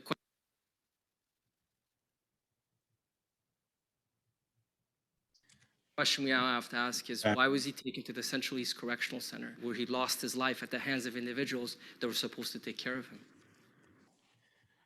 All right, thank you so much, Brother Yusuf. Would you like to introduce yourself and give some more background on the Justice for Soul movement and give some more insights about your work? How long do I have, Brother Shah? I can't hear you, you're on mute. Sorry, just because we're a little bit over our time, we'd like to limit it to a maximum of 3 minutes if possible. No problem. ربي اشرح صدري ويسر لي أمري واقلة دين من لساني يفقهوا قولي. Bismillah ar-Rahman ar-Rahim, brothers and sisters in humanity. I'm going to make this very short, just say a few words. Today I will speak as the brother of Suleiman Fakiri, as founder of the Justice for Soul movement. With respect to the work with the National Council of Canadian Muslims, I'm happy to discuss in a different capacity and during the Q&A, but for me, it's about my late brother today. For folks out of all the beautiful Abrahamic faiths and outside of the Abrahamic faiths, the word justice is one of the seminal fundamental parts of what all our faiths effectively articulate. So it's a very fitting discussion for us to talk about. And I think for everybody, when we talk about activism, there's no blueprint, there's no protocol I have to follow. But in my humble opinion, I'm gonna try to spell it in as possible way as I can of how my journey happened. For me, activism, or whatever we call it, of standing for justice, is to be tempered by a couple things. Within the foundations of being sincere, collaborating, empathetic, and being courageous, and working with partners from an empathetic perspective, and standing what's right even if many say that you're wrong, but staying true to your principles. And that's what activism is, and sticking to those principles. I myself personally became an activist, an accidental one. I'm a career civil servant. My background is I give people policy advice on conflict of interest or on issues with individuals within Francophone Canadians. I mean, that's what the work that I do. Suleiman's death effectively forced me to become this activist. There's many of you that have much more better skill set and other amazing leaders within our community that are, activists in other ways. But What's important to all of you, ladies and gentlemen, I know there's a lot of here individuals that are in high school. Just remember that you all have gifts and talents, that you all have abilities, but those abilities must be harnessed when it's tempered with sincerity. And just know that all of you can become activists, but if it has to be in a way that's always sincere, principled, collaborative, and you have to remain courageous. And to stand for justice, remember that history will not remember the conformists, they'll remember the courageous. I don't want to talk about my brother's case in detail, but what I can tell you just one thing is that when they killed my brother, when they beat him to death, when they gave him and my family in a body bag, we had a choice to make. And that choice was a very simple but a hard one, was to fight. And more than 4.5 years since Suleiman's tragic death, we fight, not because we should, but because we have to save another Suleiman, to continue to be part of this Canadian umbrella, to understand that people with mental illness, their lives are not cheap. That the legacy of Suleiman is this legacy where someone else who's suffering from mental illness has a better life. And we must fight in that capacity. So I ask all of you, as you move forward, you've seen about the Uyghur genocide, the Rohingya, go and reach out to these individuals that are doing some of this important work. Speak with them. Doesn't matter if you have any skill sets. When it's sincere, when it's passionate, when it's determined, make no mistake, that's what can change the world. I'm a simple man that was given an extraordinary responsibility on the tragedy of my late brother. Those are my few words I'd like to share to all of you. I send nothing but love, but respect and humility, and always fighting for justice. Just know that. Those are my few words. Shukran, merci beaucoup to all of you. Thank you. Thank you very much, Brother Yusuf. That was very touching and very heartfelt. I really appreciate you giving us such a in-depth look into what you and your family went through at the time. And I would like to move on to Mr. Mpp Khalid Rasheed, and kind of moving on from what Yusuf was talking right now and the Canadian justice system. And first of all, MPP, thank you so much for joining us today, and thank you for your patience. I know our panel discussion was supposed to start a little earlier. I would just like to, I guess, pose a question related to what Mr. Yusuf was saying. And do you see a change or an improvement in the Canadian justice system in the past 5 to 10 years? And if not, then how do you foresee some solutions being earmarked for that? Bismillah ar-Rahman ar-Rahim. First of all, assalamu alaikum to everyone. And definitely, I know Brother Yusuf very well. We have had many conversations about the issues. And look, here's the thing. I have said this many times, and let's leave politics aside for a second. I personally feel that our justice system is not as it should is not there as where it should be, where we can see that individuals are getting justice. I'll give you a small example. The individual who shot our brothers at a Quebec mosque is now somewhat out there, or his it just kills me inside to see that individuals like him are out there, or they're going to be out soon. And I always pose this question: why is that they individuals like him are out, but yet our brother Suleiman was somebody who was unfortunately killed inside a facility. So as our youth right here, I think we need to all work together as a team. We need to collaborate as a team. I always say that unfortunately one of the things that I see is that we all go in different directions and try to achieve a goal, rather than us coming together, working together, and then going together as a strong team to fight a cause. I think that may be more productive, and something that we can see it more constructive, productive, and we can see that things changing. But sometimes it's like we just go in different directions, and a lot of time the cause is just completely gone in a different direction. So one message that I would love to give to everyone over here is that let us all work together, collaborate together, and see how maybe we can start by bringing small change to our system, and let's fight and let's continue to fight for that change. Very well said, sir. Thank you. I appreciate that you said that, we have to work under one umbrella, rather than all of us siloed and all of our efforts are not combined. I would like to move on to Raneem. Would you like to give a little introduction about what kind of work you do and your experiences? And I would like to ask you a question. I'm not sure if this is relevant to your work at all, but what do you feel going forward into the future and technology becoming a huge part of our society today? How do you foresee technology and the rise of social media? Can that affect advocacy work at all? But yeah, feel free to just give an introduction as well.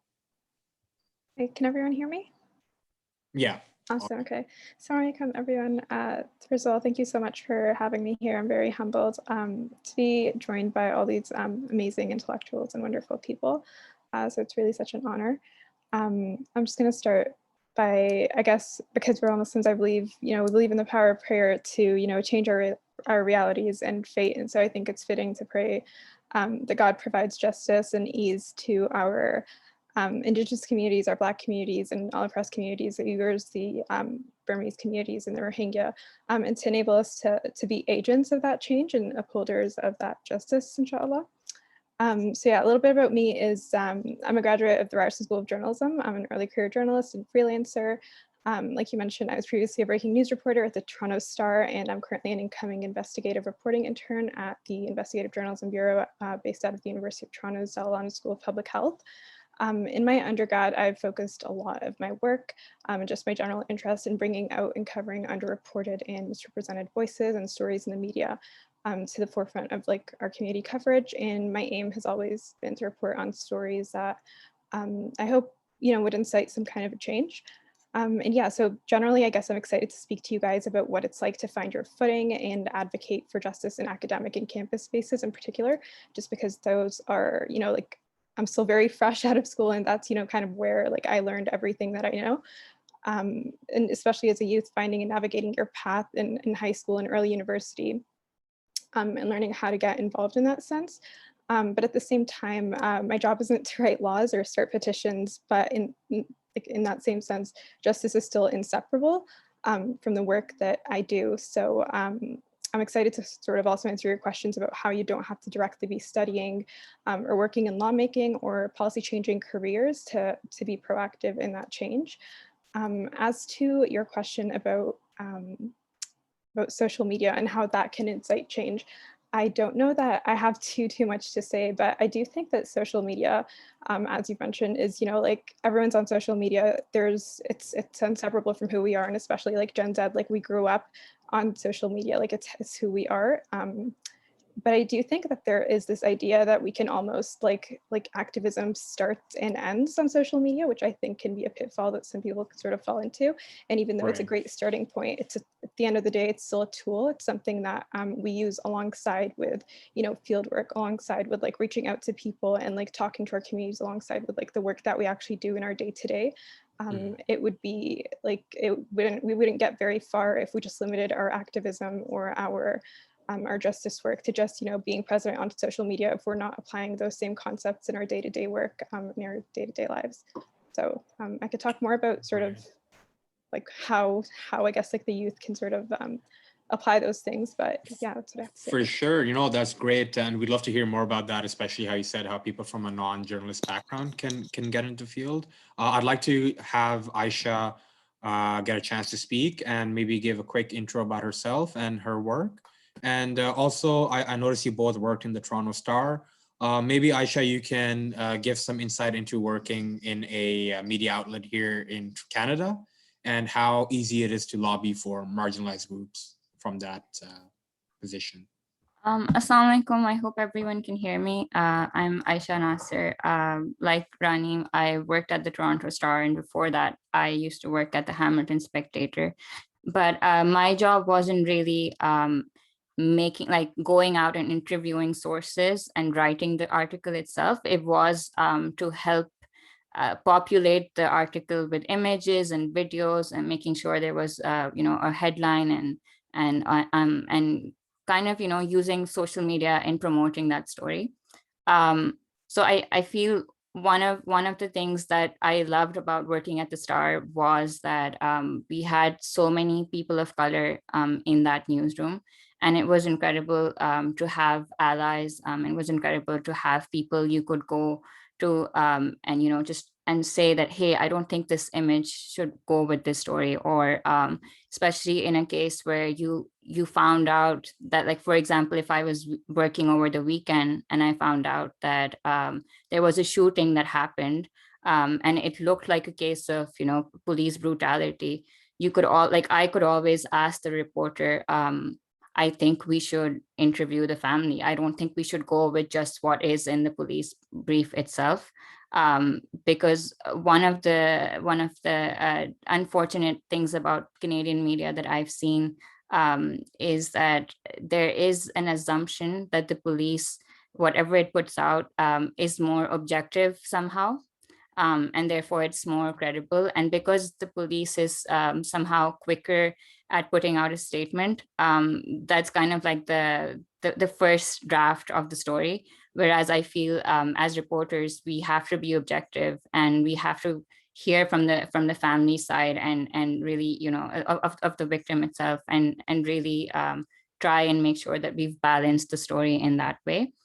So if you have any questions with regards to that, I'd be happy to answer them. But yeah, that's the experience that I've had in newsrooms. Yeah.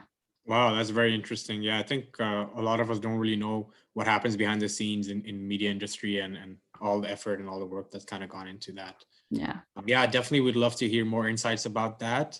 I do apologize. We are running over our time in the agenda. We have to get a quick word in from the sponsors, and then we have obviously the main section, which is the performances from our the youth who've prepared some good stuff in the open mic section. But before we move on, I'd just like everyone to give a quick 1 minute final say. What do you think is the most important thing everybody here should hear from you? And I'll go ahead with brother Yusuf Fakiri, and then Mr. Mpp Khalid Rasheed can go. A quick 1 minute, most important thing that you think we all should hear. Look, everybody, standing up against injustice is not easy.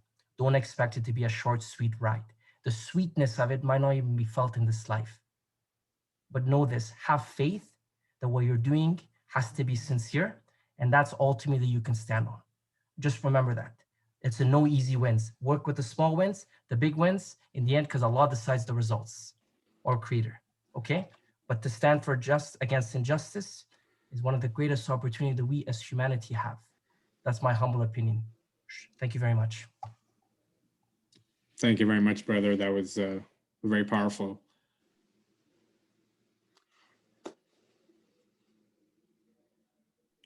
Yes, sir, you can go ahead. Oh, okay. Jazakallah khair. Sorry. So I'm just going to add to what Brother Yusuf said here. Look, I'm going to talk from a political perspective here. Regardless of what party you decide, whether it's a liberal, conservative, NDP, or if the Green Party, join the political movement. Not necessarily you have to be an MP or MPP. You can be in a policy making decision as part of policy making, or you can be in any ministry. Look, when I joined the Progressive Conservative, within my own community, people said to me that, I'm a kafir. And that didn't stop me. Believe it or not, people said that to me because I was joining a conservative party. So, but that didn't stop me from who I am, because my belief, my values are more aligned to this party than any other. But here's the most important thing. What I have realized is that when you are not at the table, you don't have any voice. If we all suddenly decide to be associated to one party over the other, then because no government will be there forever, there will always be a change that's going to come. So, and again, regardless of whatever party you want to join, but be part of it, get involved in a grassroots level.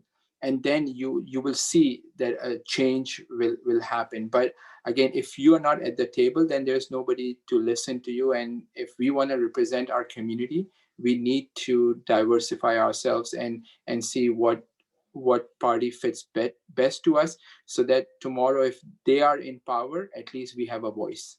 So I'll just end up with this. Thank you. Thank you very much. Yeah, I completely agree with you. Political participation, political engagement, especially by the youth, is very, very important, no matter where you are in the world. So I really appreciate your presence here today.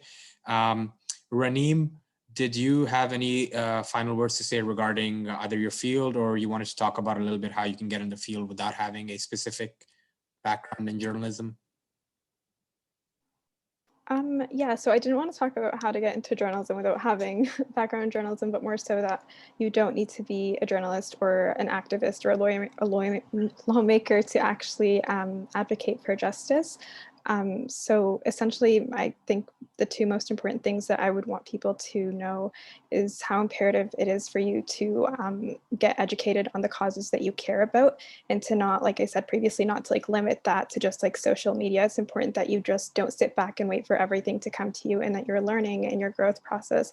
It has to be continuous, it has to be proactive, it has to be intentional, and it has to be never ending, because the second you start to think that you know everything there is to be known about a certain cause or an issue, then you've already done yourself an injustice. And like I said, you don't have to be pursuing careers directly involved with social work or policy change or programs and careers adjacent to lawmaking or journalism to advocate for justice. Like even if you're in sciences or STEM or urban planning, education, whatever, every one of those fields has its own systemic flaws, and you can and should advocate for justice and have it front and center. Like you have to be critical about the work that you're doing in your fields, in your clubs, in your MSAs, in your workspaces, and it's not an excuse to not be directly involved in activist groups, because you're still responsible and should still uphold those values wherever you are.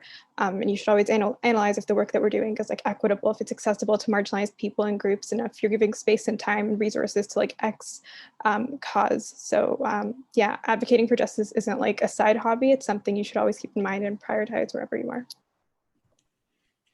Thank you so much, Raneem. Raneem, yeah, definitely agree. It's always good to get active, get your hands dirty first, start volunteering, and then start thinking about all the planning, at a different stage. And I just got a question in the chat box from someone regarding boycotting countries. And I think we had an answer from Mr. Adam and Seyfallah earlier that boycotting is actually so if people can do it, then they should. But that's just based on what they were saying earlier. I would just like quickly Aisha to have her final parting words and something that you would like everyone in today's call to take away.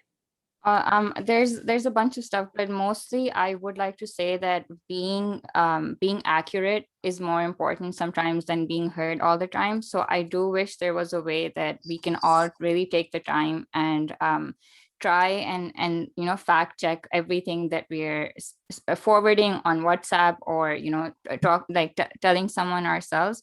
And also I know that everyone says that local news is dying, but that's not true yet, as like right now. And you can always look up your city editor and try and tell them, email them about a protest that is happening, or a teach-in that you're doing, or a project, any mutual aid thing that you are forming, or even a reporter who is specializing in the thing that you are working on. So that's something that I would want to leave you all with. Yeah. Okay, that's great. And just a quick one before you head off. Someone asked a question: how do we ensure that the media, or how do we trust the media when there's so much bias in some areas, like for example, Kashmir? So how can we advocate for human rights crises when the media is biased? Well, I mean, the assumption is that while there is media that is biased, yes, but there is also media that is not biased. So you really have to be clear on what media you're talking about. How can you support the media that is not biased, and reach out to them instead and promote them instead of people who are obviously biased and who are taking up a lot of time and not really, you know, achieving anything in that sense. So I may have a bias when I say this, but I also recognize that there are all kinds of media outlets. Some of them are doing amazing work, and activists here can testify to that as well. Perfect. Thank you so much. I really appreciate it. I got to separate the good and the bad. I agree. But thank you so much to all of our panelists, all of our politicians, journalists, activists, writers. Thank you so much for taking the time out to speak to us today. We are quickly going to have a quick segment talking about our sponsors who've been very kind enough to sponsor this event. And then we're going to move right into our spoken word and art pieces. Okay, so our first sponsor is Refurbit. There we go. Okay, so Refurbit is a company that partners with VIG Computers to provide high quality Microsoft authorized refurbished computer equipment at an attractive low price to North American end users. And they were funded in the summer of 2015, and basically to maximize customer savings of off-lease and refurbished computers, and they test, process, and refurbish all their products in-house in Cambridge, Ontario, so very close to home, using a set of methods to ensure the greatest quality and conditioning. Thank you so much for sponsoring our event. Our second sponsor is Islamic Relief, and I believe Brother Sohaib is on the call from them. That is correct, yes. Assalamu alaikum wa rahmatullah. Alhamdulillah, Jazakallah khair for bringing together this very important event to just give the voice to the voiceless and talk about issues that generally people, and especially within the Muslim community, is not really talked about for different reasons. So may Allah subhanahu wa ta'ala bless all of you and for sharing some powerful stories and also inputs and solutions to tackle this growing problem in our community. May Allah subhanahu wa ta'ala bless every single one of you. And I'm pretty sure Islamic Relief is an organization that most of you are aware of. We started back in '84 with a small donation of 25 pens. And now we have grown to become, alhamdulillah, one of the largest organizations in Canada and also across the globe. And alhamdulillah, because of the size and the scope and the influence of this organization, we've not only been active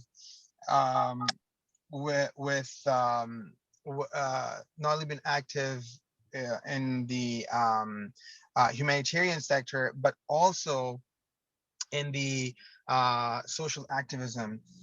So be it any kind of gender-based violence that's happening, Islamic Relief has been up there. If it's racism, or any kind of social injustice that's happening, alhamdulillah, Islamic Relief always stands up. We actually have a separate department that looks after that. So we're really, really grateful for people like you to actually stand out there and speak on these topics. Alhamdulillah, I want all of you to know that Islamic Relief is there for you. It is your organization. We work in 40 countries. We have a lot of influence within the political sphere as well as international aid. So please make Islamic Relief your charity of choice for all the donations. Ramadan is coming up. Give your zakat, give your sadaqah to us. And if there's any such initiatives that you would like us to take part in, you can have my email address. It's Sohaib, SOHAIB, SOHAIB at islamicrelief.ca. Reach out to me and let's make it happen. So Jazakallah khair for this program again, and for allowing Islamic Relief to step up and give you an opportunity to actually host this event.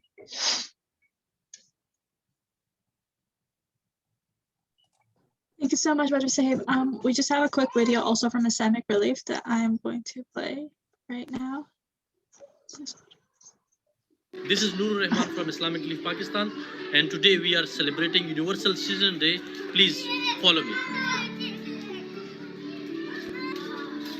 In these activities, they will be knowing about their rights and if any abuse is happening around them or happening to them, how they will be responding to those abuses. In this project, like Pukar is being implemented in Badai Rawalpindi, which is considered to be the hub of child labor.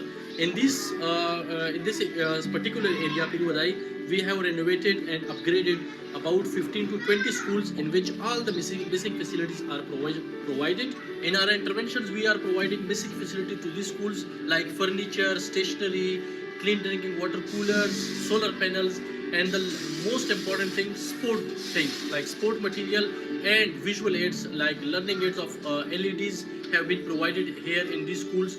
So the children are very enthusiastic, and they are coming back to schools after the COVID-19 and affected these communities very much. So now children are very they try to come to school, and they are very willing. And the most important thing that the efforts of these teachers which are present in this non-formal basic education school in the partnership of literacy department, government of Punjab and child protection welfare bureau, we are working for these children to bring street children back to schools. So it's just because of your support, and we are trying to provide an enabling environment to our children.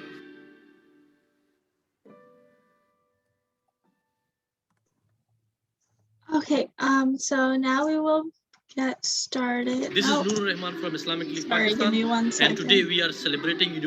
Okay, so we're gonna get started with our performers now, inshallah. Okay, so our first performer is Unzish. So if Unzish could start her spoken word.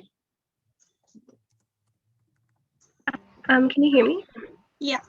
Okay.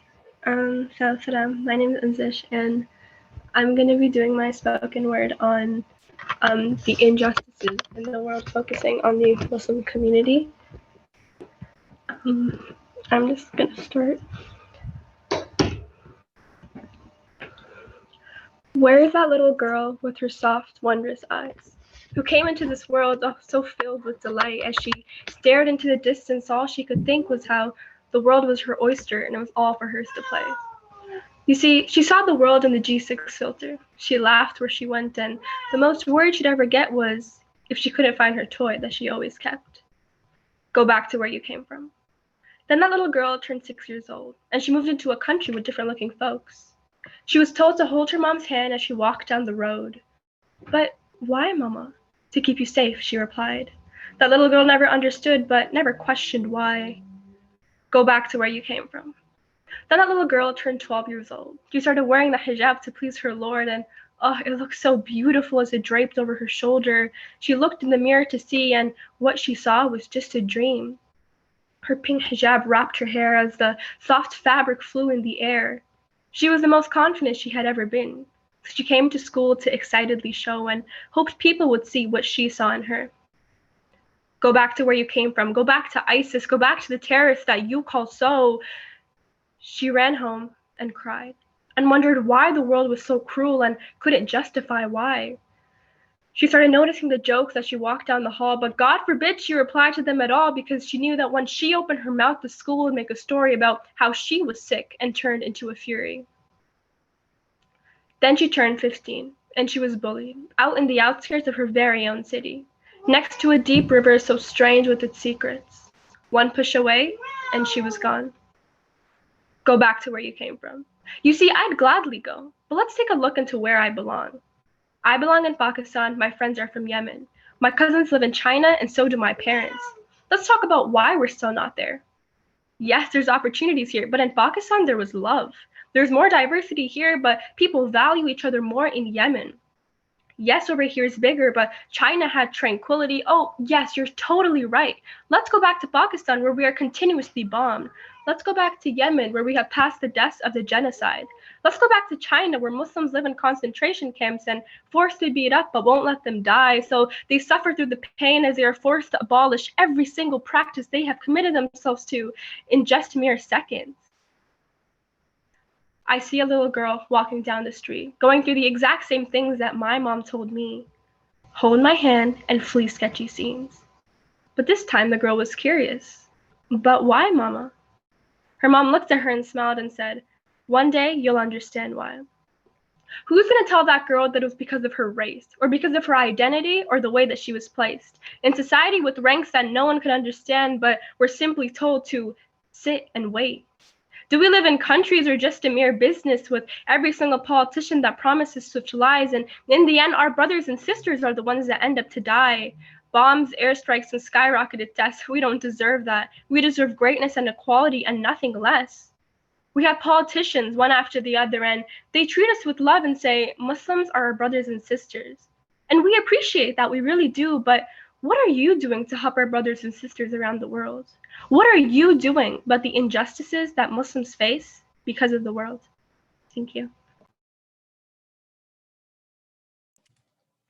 Wow, mashallah, that was extremely, extremely powerful. Thank you so much, Anizish. Just wanted to add for the performers who are going to come up next, can you also turn on your video just so we know who's exactly speaking, and it'll be nice as well. Thank you so much, Anizish. Very, very beautiful. Okay, so our next performer is Firdaus.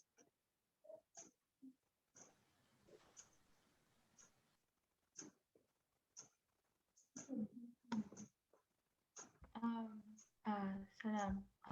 Okay, if my video, okay, wait, there. So this is a poem about a confused teenager after seeing news of social injustice, and she's making the choice between protecting herself or helping others. The year is 2020, and all around you there is turmoil. I have internalized the turmoil. There's something new to grow anxious about every day. The news is a minefield of tragedies and one to be avoided. For fear of new nightmares, why then do I feel guilty about trying to stay away in a vain attempt to protect myself, blocking notifications from news apps, walking away when the TV is turned to channel 5? I throw my phone far away from me to get the negativity out. I know that silence is consent, and to be informed, I need to be aware of all the nasty things, all of which I'm trying to walk away from, internalizing all the bad things that are preventing me from having a regular childhood. But so many childhoods are stolen, so I guess mine doesn't matter. I'm trying to walk away from things that keep me up at night crying, news of women being murdered on the streets, and Muslims just like me reliving the Holocaust. What happened to never again? What happened to safety? I ask. I did not ask to carry the weight of society on my shoulders. I did not ask to be born into a world where certainty is not guaranteed. I did not ask to represent an entire demographic through my actions, and I did not ask to be a spokesperson for every issue. So please, don't ask me why I didn't repost the same thing I felt bad seeing as I tapped through my friends' Insta stories, sharing posts about the world, and I salute to them, but I cannot take it right now, and perhaps I can spare someone else who can't take it, from crying themselves to sleep again. I beat myself up as I post an inspirational quote in an attempt to at least comfort the souls who see it.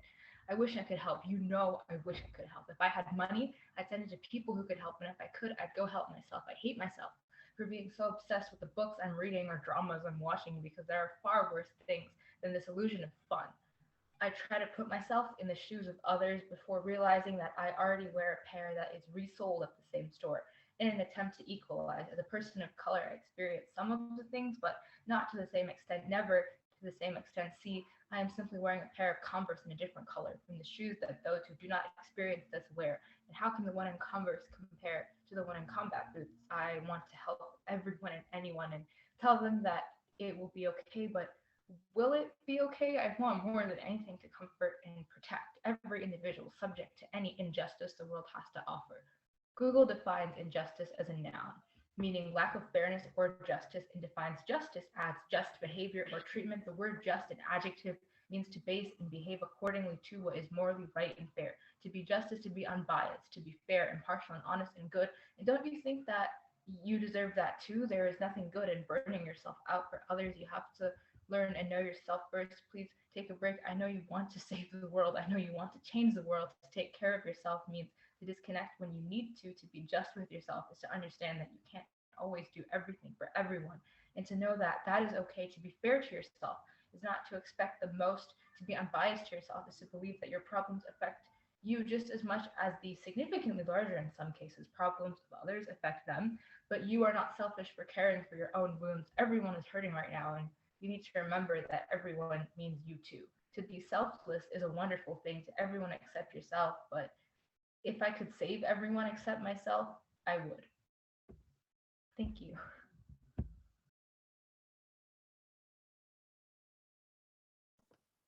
Thank you so much for those. That was amazing. Okay, so our next performer is Farida.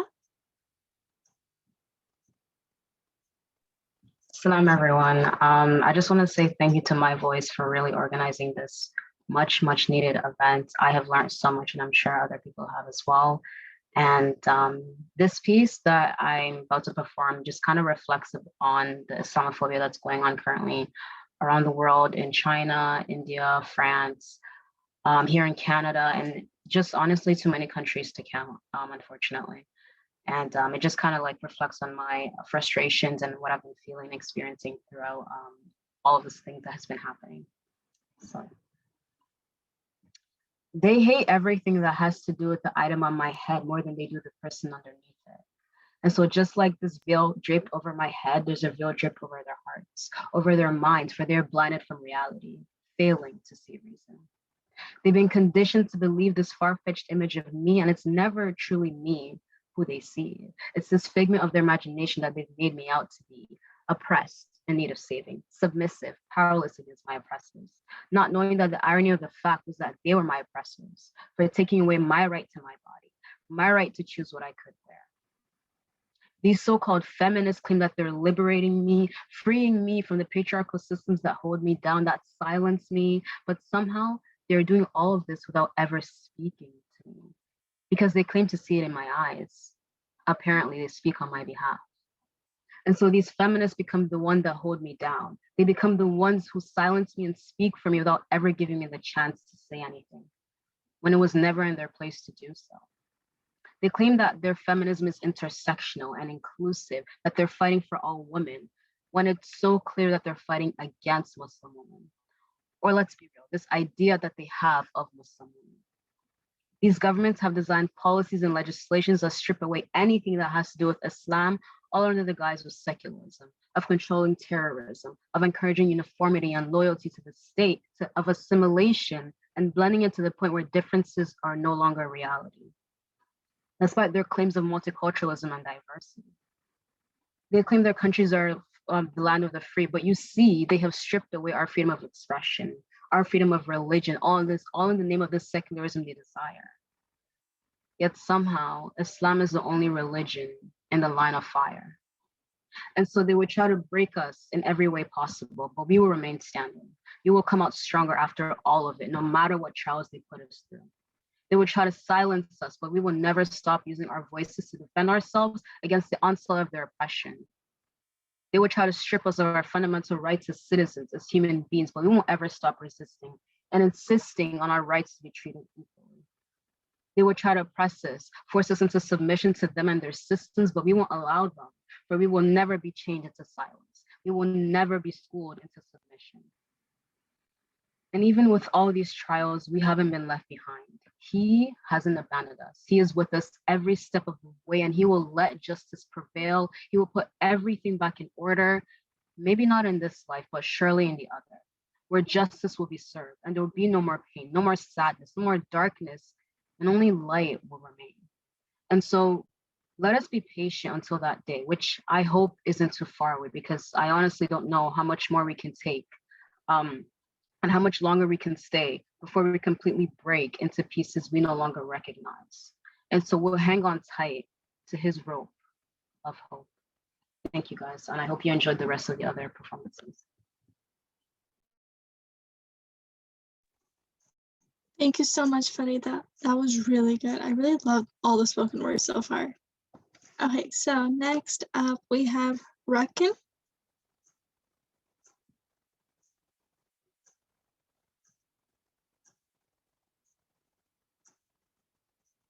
Is Rakin here?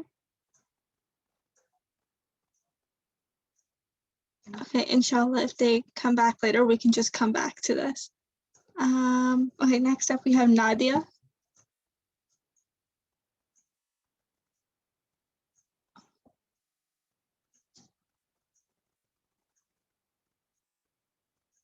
Okay then. Yasmin. Assalamualaikum. My name, Waalaikumsalam. first of all, I just want to say thank you guys so much for hosting something like this. I think it's really well needed. And I honestly just think that kind of coming together as a community here, especially as a Muslim community, and raising awareness of such issues is really important. And I think it's one of the many stepping stones for which we can see real change. So I just want to take a second to just kind of say thank you, My Voice Canada, just for putting this together and bringing so many people together. And so today I'm going to be performing a spoken word that I created. And it's going to be discussing, I guess, just the Uyghur genocide and just human rights as a whole and how it's so easy for us to kind of turn a blind eye and dismay when it's not really presented in front of us. So when will it stop? The war on division, the fields of decisions, deciding that a cleanse was supposed to be a solution to the issues they've caused. Not even understanding the endangerment for those at all and the ones they've lost. So when? Tell me, when will it stop? How many more? Until more tears pour? Until then, do we remain in silence? Abide in reliance, comply, or stand beside it, or simply turn away? Why? Because wishing for it to be okay might take away from the pain, might erase the mistakes, or pretend the world isn't going back to its old ways up in flames? Turn a blind eye, as some say, as we await for another tale to be told in those hardcover textbooks, another turn of events, another turn of a page, yet no one will do anything to prevent such days. It's interesting, isn't it? We'll watch the time run away because that silence escaping our mouths, it was whispering to us and telling us that it's okay when we know it isn't. When we know it isn't right, smart, okay, or even the slightest bit of fine, yet we still are wasting time from yelling to the spelling, yet the words will never come out. Waiting for the right time to shout, acting like it's some sort of waiting game until the clock beeps stop, yet we can't even call the cops on an issue halfway across the world, some say. But why do we still act like that's still okay?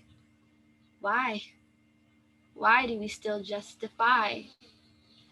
Because I thought pain is pain. Of one person to another felt across the world because we're supposed to have each other. No matter the race, the case, we should do what we can no matter what it takes, because a mistake is a mistake, because it's a genocide. But even with those words, when will we open our eyes to the truth with all the proof? Because we should never have an excuse. The world will turn as the people will run, but who will stop and face the truth, no matter how hard it may hit you? Because real change is change that might hurt you at the start, but at the end won't leave a mark. So that when the world will turn, the people won't have to run as they fight for change so that we can say we had won. But until then, what will we do? What will we choose? I like to think that the world will be that family that comes together so we can all see peace, believe, achieve the human rights we wish to see. So human rights won't have to be humans searching for rights. Instead, be the change that we wish to see in the world. Let history repeat itself, right? So that until we scream or cry or just wait until the world will rise, what will we do? What will I do? Use your voice for change or let things stay the same? Thank you so much. Mashallah, that was amazing, Yasmin. Our next performer is Mehreen. Assalamualaikum everyone. I just want to say, first of all, thank you to you guys for planning such an amazing event, and it's truly very refreshing to be around a like-minded community, and it restores your faith in humanity to see that there's so many youth who share like hope for a better future, because we see on the internet all the time, it gets really upsetting seeing how like the current state of the world. So the piece I'm going to be performing today, it's inspired by the roots we share, yet the irony in how we still claim to reign superior to one another. It's kind of based upon my own personal reflections of society and the selfish nature of the human being. Awake takes one through the basics of their life, from a literal awakening, which we experience every morning, to an awakening of depth and realization, the awakening which puts our issues into perspective of all those around us. From the individual and our struggles with culture and identity, this poem later brings to light a mosaic of identities from our Ummah, in a scope in which Western media could never do us justice. I woke up this morning watching my blessings overflow, with food in my fridge and parents to complain to, with water flowing out of a faucet safe enough for me to drink, bathe, and flush. All these small things we be taking for granted, given to us, yet a luxury for many stranded. An education I'm blessed to have, yet we all end up sitting around so thankless. An identity built so delicately, ever so frail, yet we contemplate deliberately, in a rush to better ourselves, our tomorrows. But what about our collective tomorrow? A society falling victim, our Ummah yearns aching to the cruelties of our own. Because we need peace in the Middle East, just because it don't affect us, don't mean it don't exist.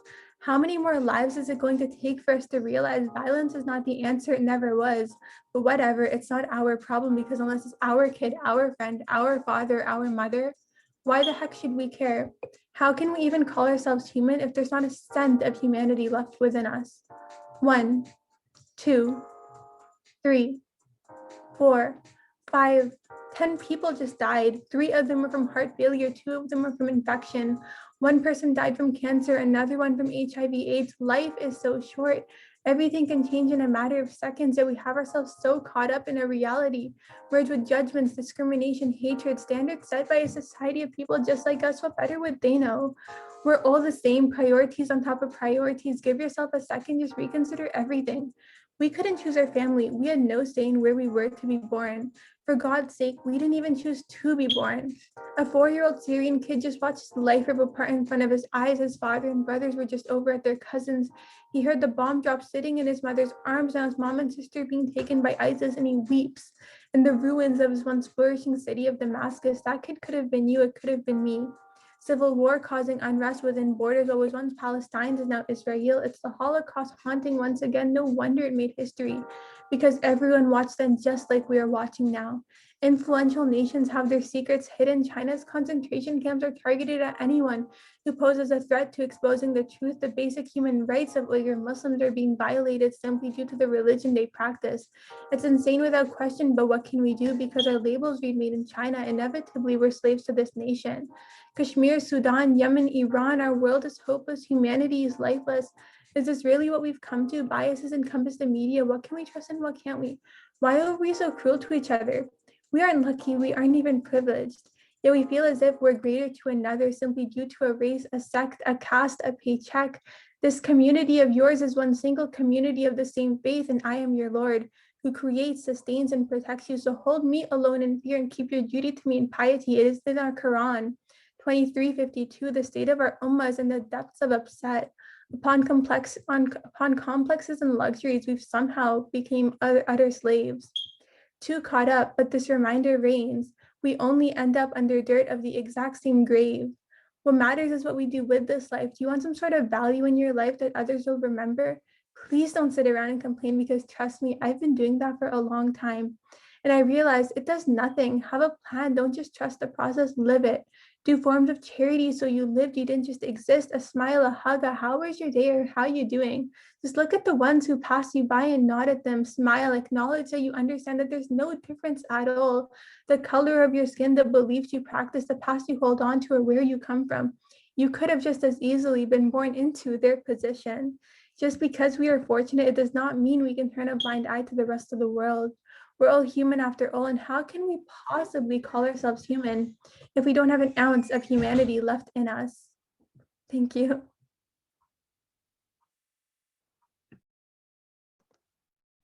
Thank you so much, Maureen. That was really, really good.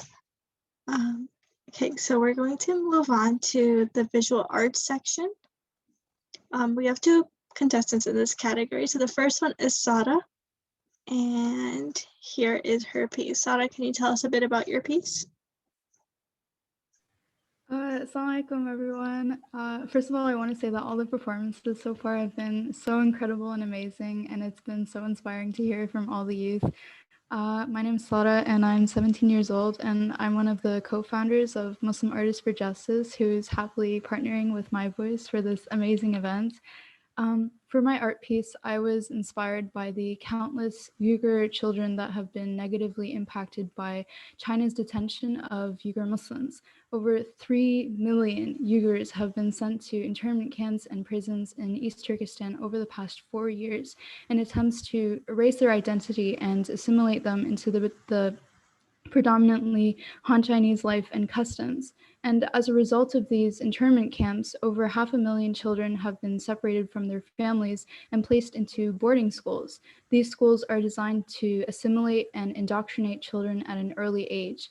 And additionally, many Uyghur children's parents have been sent to concentration camps, leaving these children to fend for themselves emotionally and financially. My artwork reflects how China has imprisoned these children and separated them from their identity as Uyghurs, as well as their families. In terms of medium and materials used, I use pencil crayons on mixed media paper. Thank you. Thank you so much, Sada. Our next contest or person that will be sharing this is Lama. And Lama has two pieces. So this is her first one. Lama, could you tell us a bit more about this piece? Yeah. Assalamu alaikum, guys. I'm Lama, and I'm also the other founder of Muslim Artists for Justice, who we've had the honor to partner with for this amazing event. And now I'll talk about my piece. So my piece was created to remember those whose voices have been silenced, those whose lives have been taken away. These people were brothers, sisters, daughters, sons, mothers, fathers, teachers, friends, and most of all, human beings. They were all the creation of Allah. China has failed them, we've failed them, and the world has failed them. Their names need to be said, screamed, remembered. Gone by, never forgotten by any of us. These were our precious brothers and sisters who had people who loved them and cared for them. I long for their families, friends, and communities' peace, and I pray that they get the justice they deserve. Amen. Okay, thank you, Lama. There's one more piece you have.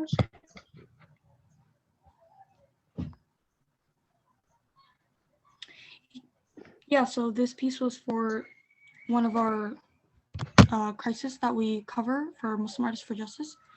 And I wanted to create a piece that entailed what Black Lives Matter means to me. I started out by coloring some abstract shapes using different colors that represent all shades of Black people.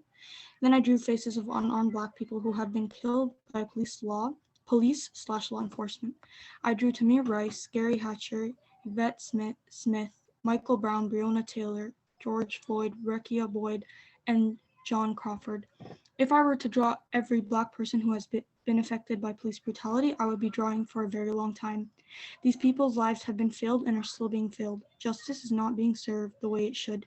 Enough is enough, and we will not be silent. Thank you all. Thank you so much, Lama. Okay, so now what we're gonna do is I'm gonna put a poll up, and at the same time, we're going to have My Voice member, Joaria, also give her spoken word because she won't be competing for one of the prizes. So I'm gonna put the poll up, and Joaria, could you also share your spoken word?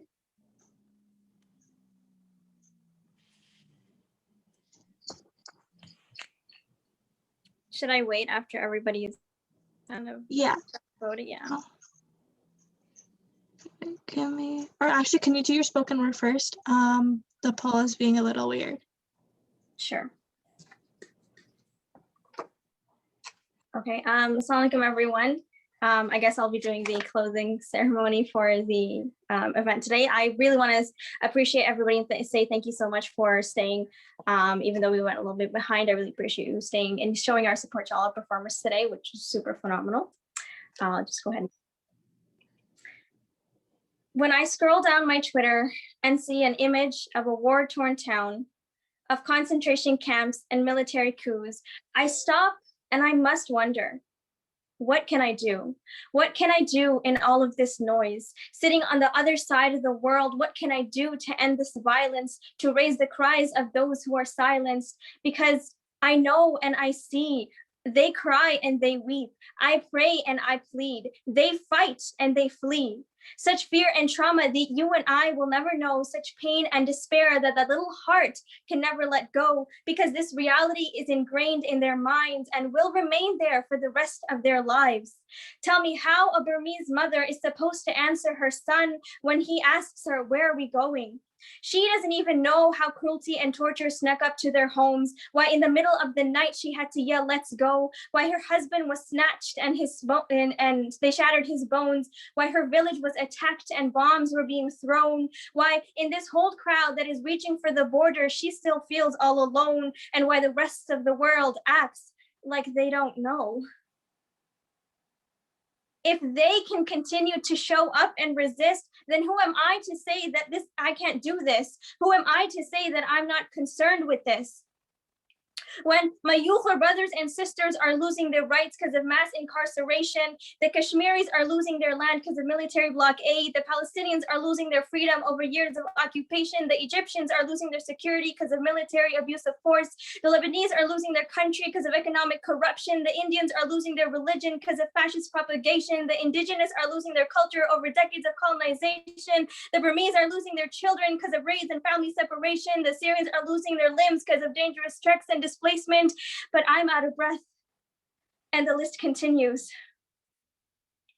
So I cannot afford to think that my life is unrelated, because all of this is happening now. All of this is happening in my world.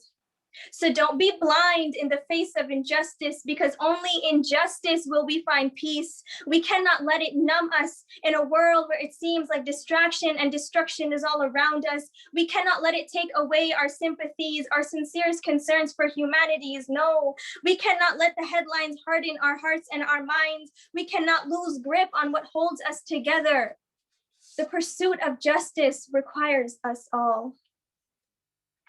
There's a spark inside of me, and I see it in you too.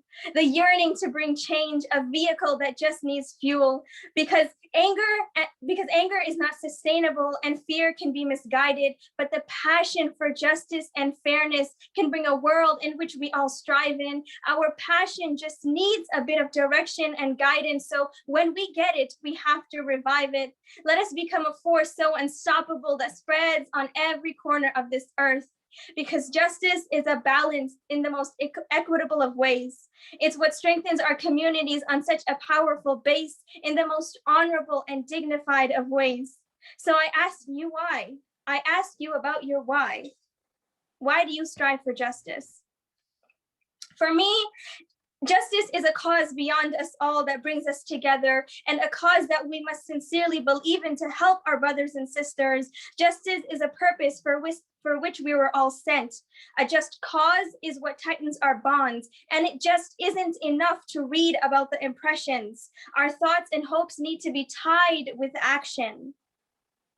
When God placed me here in this first world country, he also prescribed me with a deep responsibility. He entrusted you and I to use our voices and speak, take our resources and reach the steps of our governments and the phones of our presidents, in front of the cameras of the media and the screens of our devices, bringing our cries and our calls to attention. At the same time, we are warned that we will get shut down and be silenced, belittled and called insignificant, our pleas for legal reform made difficult and complicated, our motivation completely deflated. Then our intentions distracted by the daily worries of our regular lives, sidetracked by the moments that just eat up our time, because it's so easy to turn off the screen and ignore the rest of the world when we have food on our table and no fear of a bomb landing on our roof. So we have to come back and we have to regroup, remind ourselves of the hard truth, because silence is a choice, and it seems small, but it's huge. Remember, Your goal is not to change the world by next week. It's to support one cause and be a means of hope for the weak. Justice isn't a short-term goal. We cannot stop. We cannot rest until the oppressors have no one left to oppress, until every child is out of a refugee camp, until every mother can sleep with a full stomach, until every father is free from a military threat, until humanitarian aid has no recipients left. We cannot stop. So with everything that we talked about here today, I truly hope that you can take it as a means to engage in real positive change. So with this, I hope you benefit and realize that this is part of our worship and that we can't and won't quit. Because even when the time feels hopeless, just know this: our hearts, our words, and our actions need to continue to fight blind injustice. Thank you.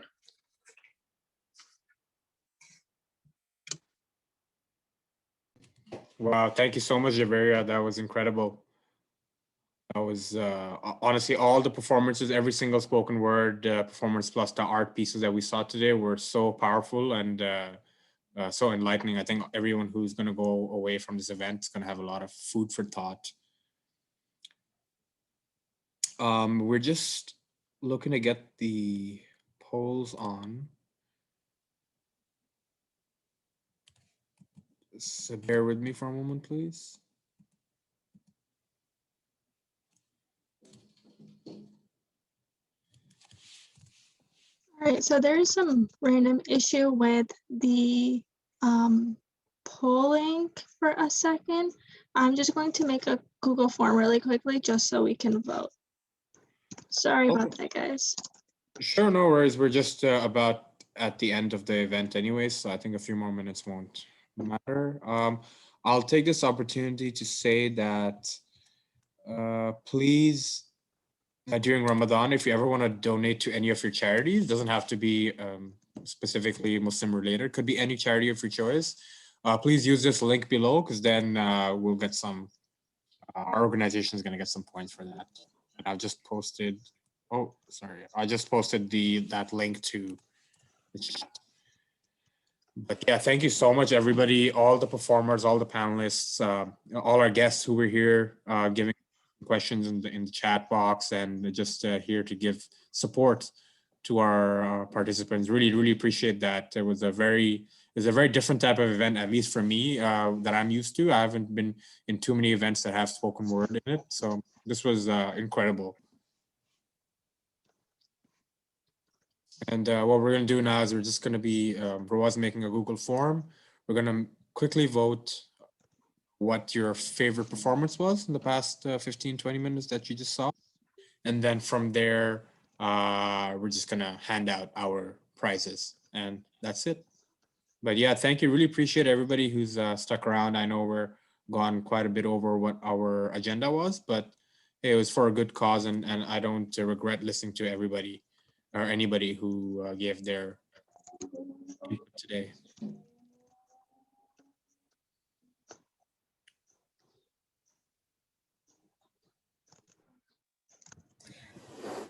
Roa, if you can just give me access as a host and I can do the poll. Actually, I'm launching it. Okay. There it is.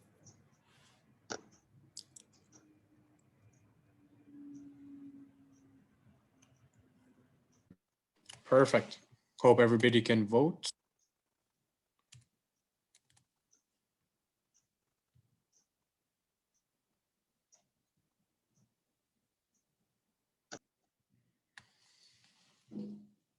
And we're going to be having Saleha from Justice for All Canada. She's going to be presenting the awards.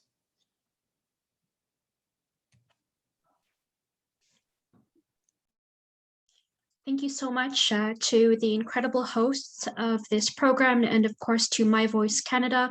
While the results are coming in, I just wanted to remind everybody to get a chance to look at your screen, a poll with a list of the amazing, talented spoken word artists should have popped up. Please choose the one that you feel is deserving of this award, keeping in mind that I think that all of the performances were so inspirational, beautiful, and definitely worthy of an award.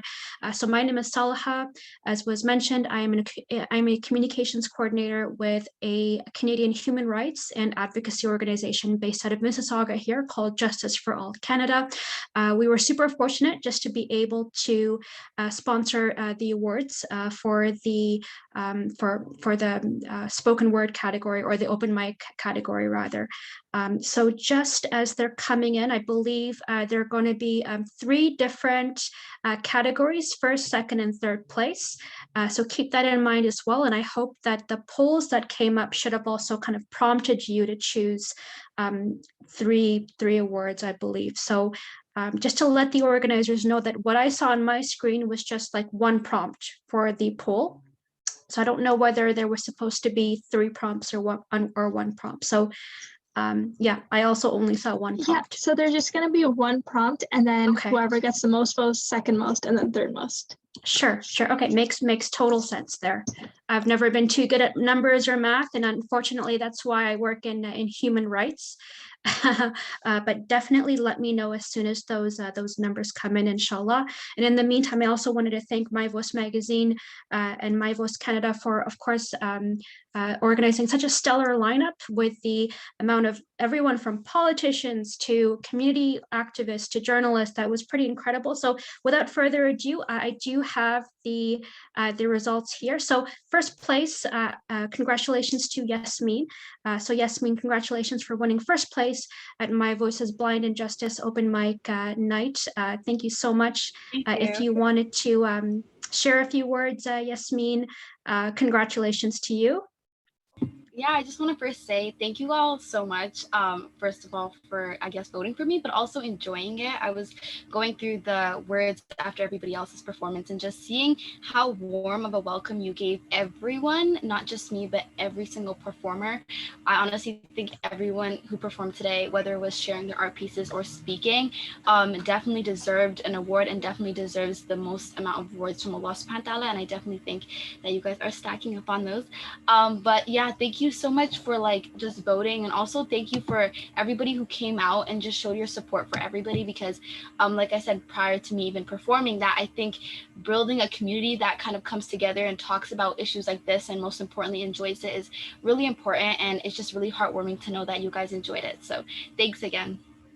Thank you. Thank you for sharing those beautiful words, and I wish we could hear more, but we're definitely low on time. So I wanted to try to also get to second place tonight. That'll go to Onaizish. So congratulations, Onaizish, for winning second place with your beautiful open poetry.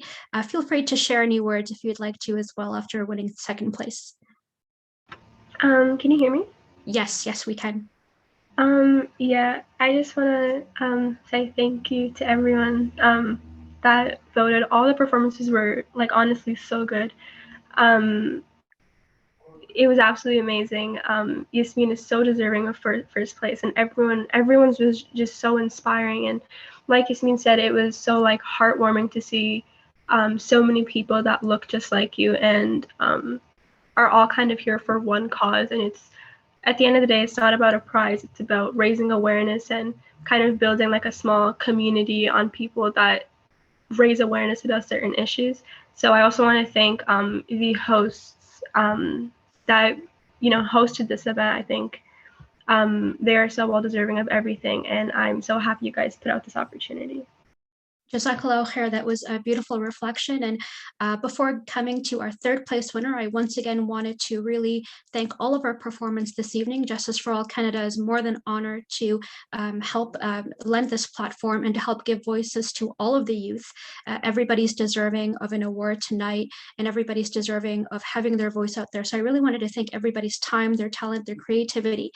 So without further ado, third place, congratulations to Firdaus. Firdaus, thank you so much for your beautiful performance as well tonight. And if you would like to just share any words after receiving third place, please feel free to, inshallah. I did not expect to place at all. Your volume is a little bit low. I just want to be able to hear you. Can you hear me better now? Yes. Thank you. Sorry about that. It's okay. I did not expect to place at all, so this is a huge surprise. But yeah, I'd like to thank the organizers and all the amazing panelists for coming out tonight and bringing more awareness to these issues. I found like the first 2 hours of this really like informative and engaging. I really enjoyed them. And thank you to like everyone who organized it and like I said, and the sponsors and stuff. Uh, yeah, I don't know what to say. I didn't prepare anything. That's okay. That's okay. No, wonderful. Thank you for sharing. And I know it could be a little bit kind of putting you on the spot, and also the first two winners as well, just to ask you to share something.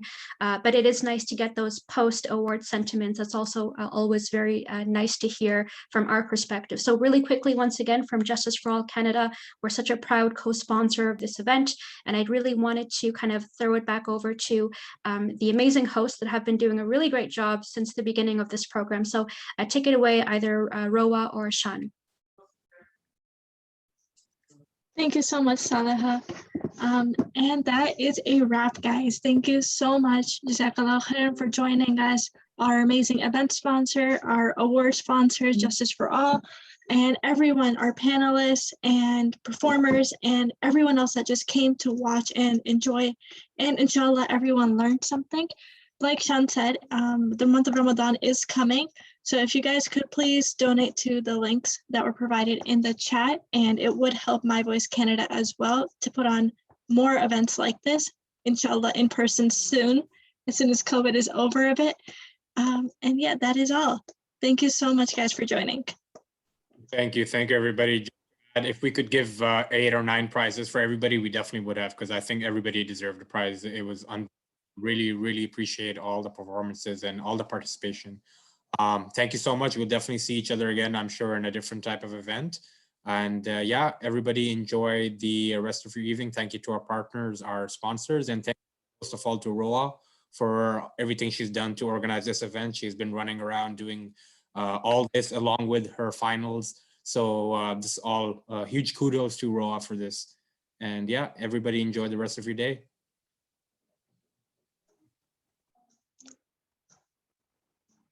All right, assalamu alaikum, guys. Assalamu alaikum.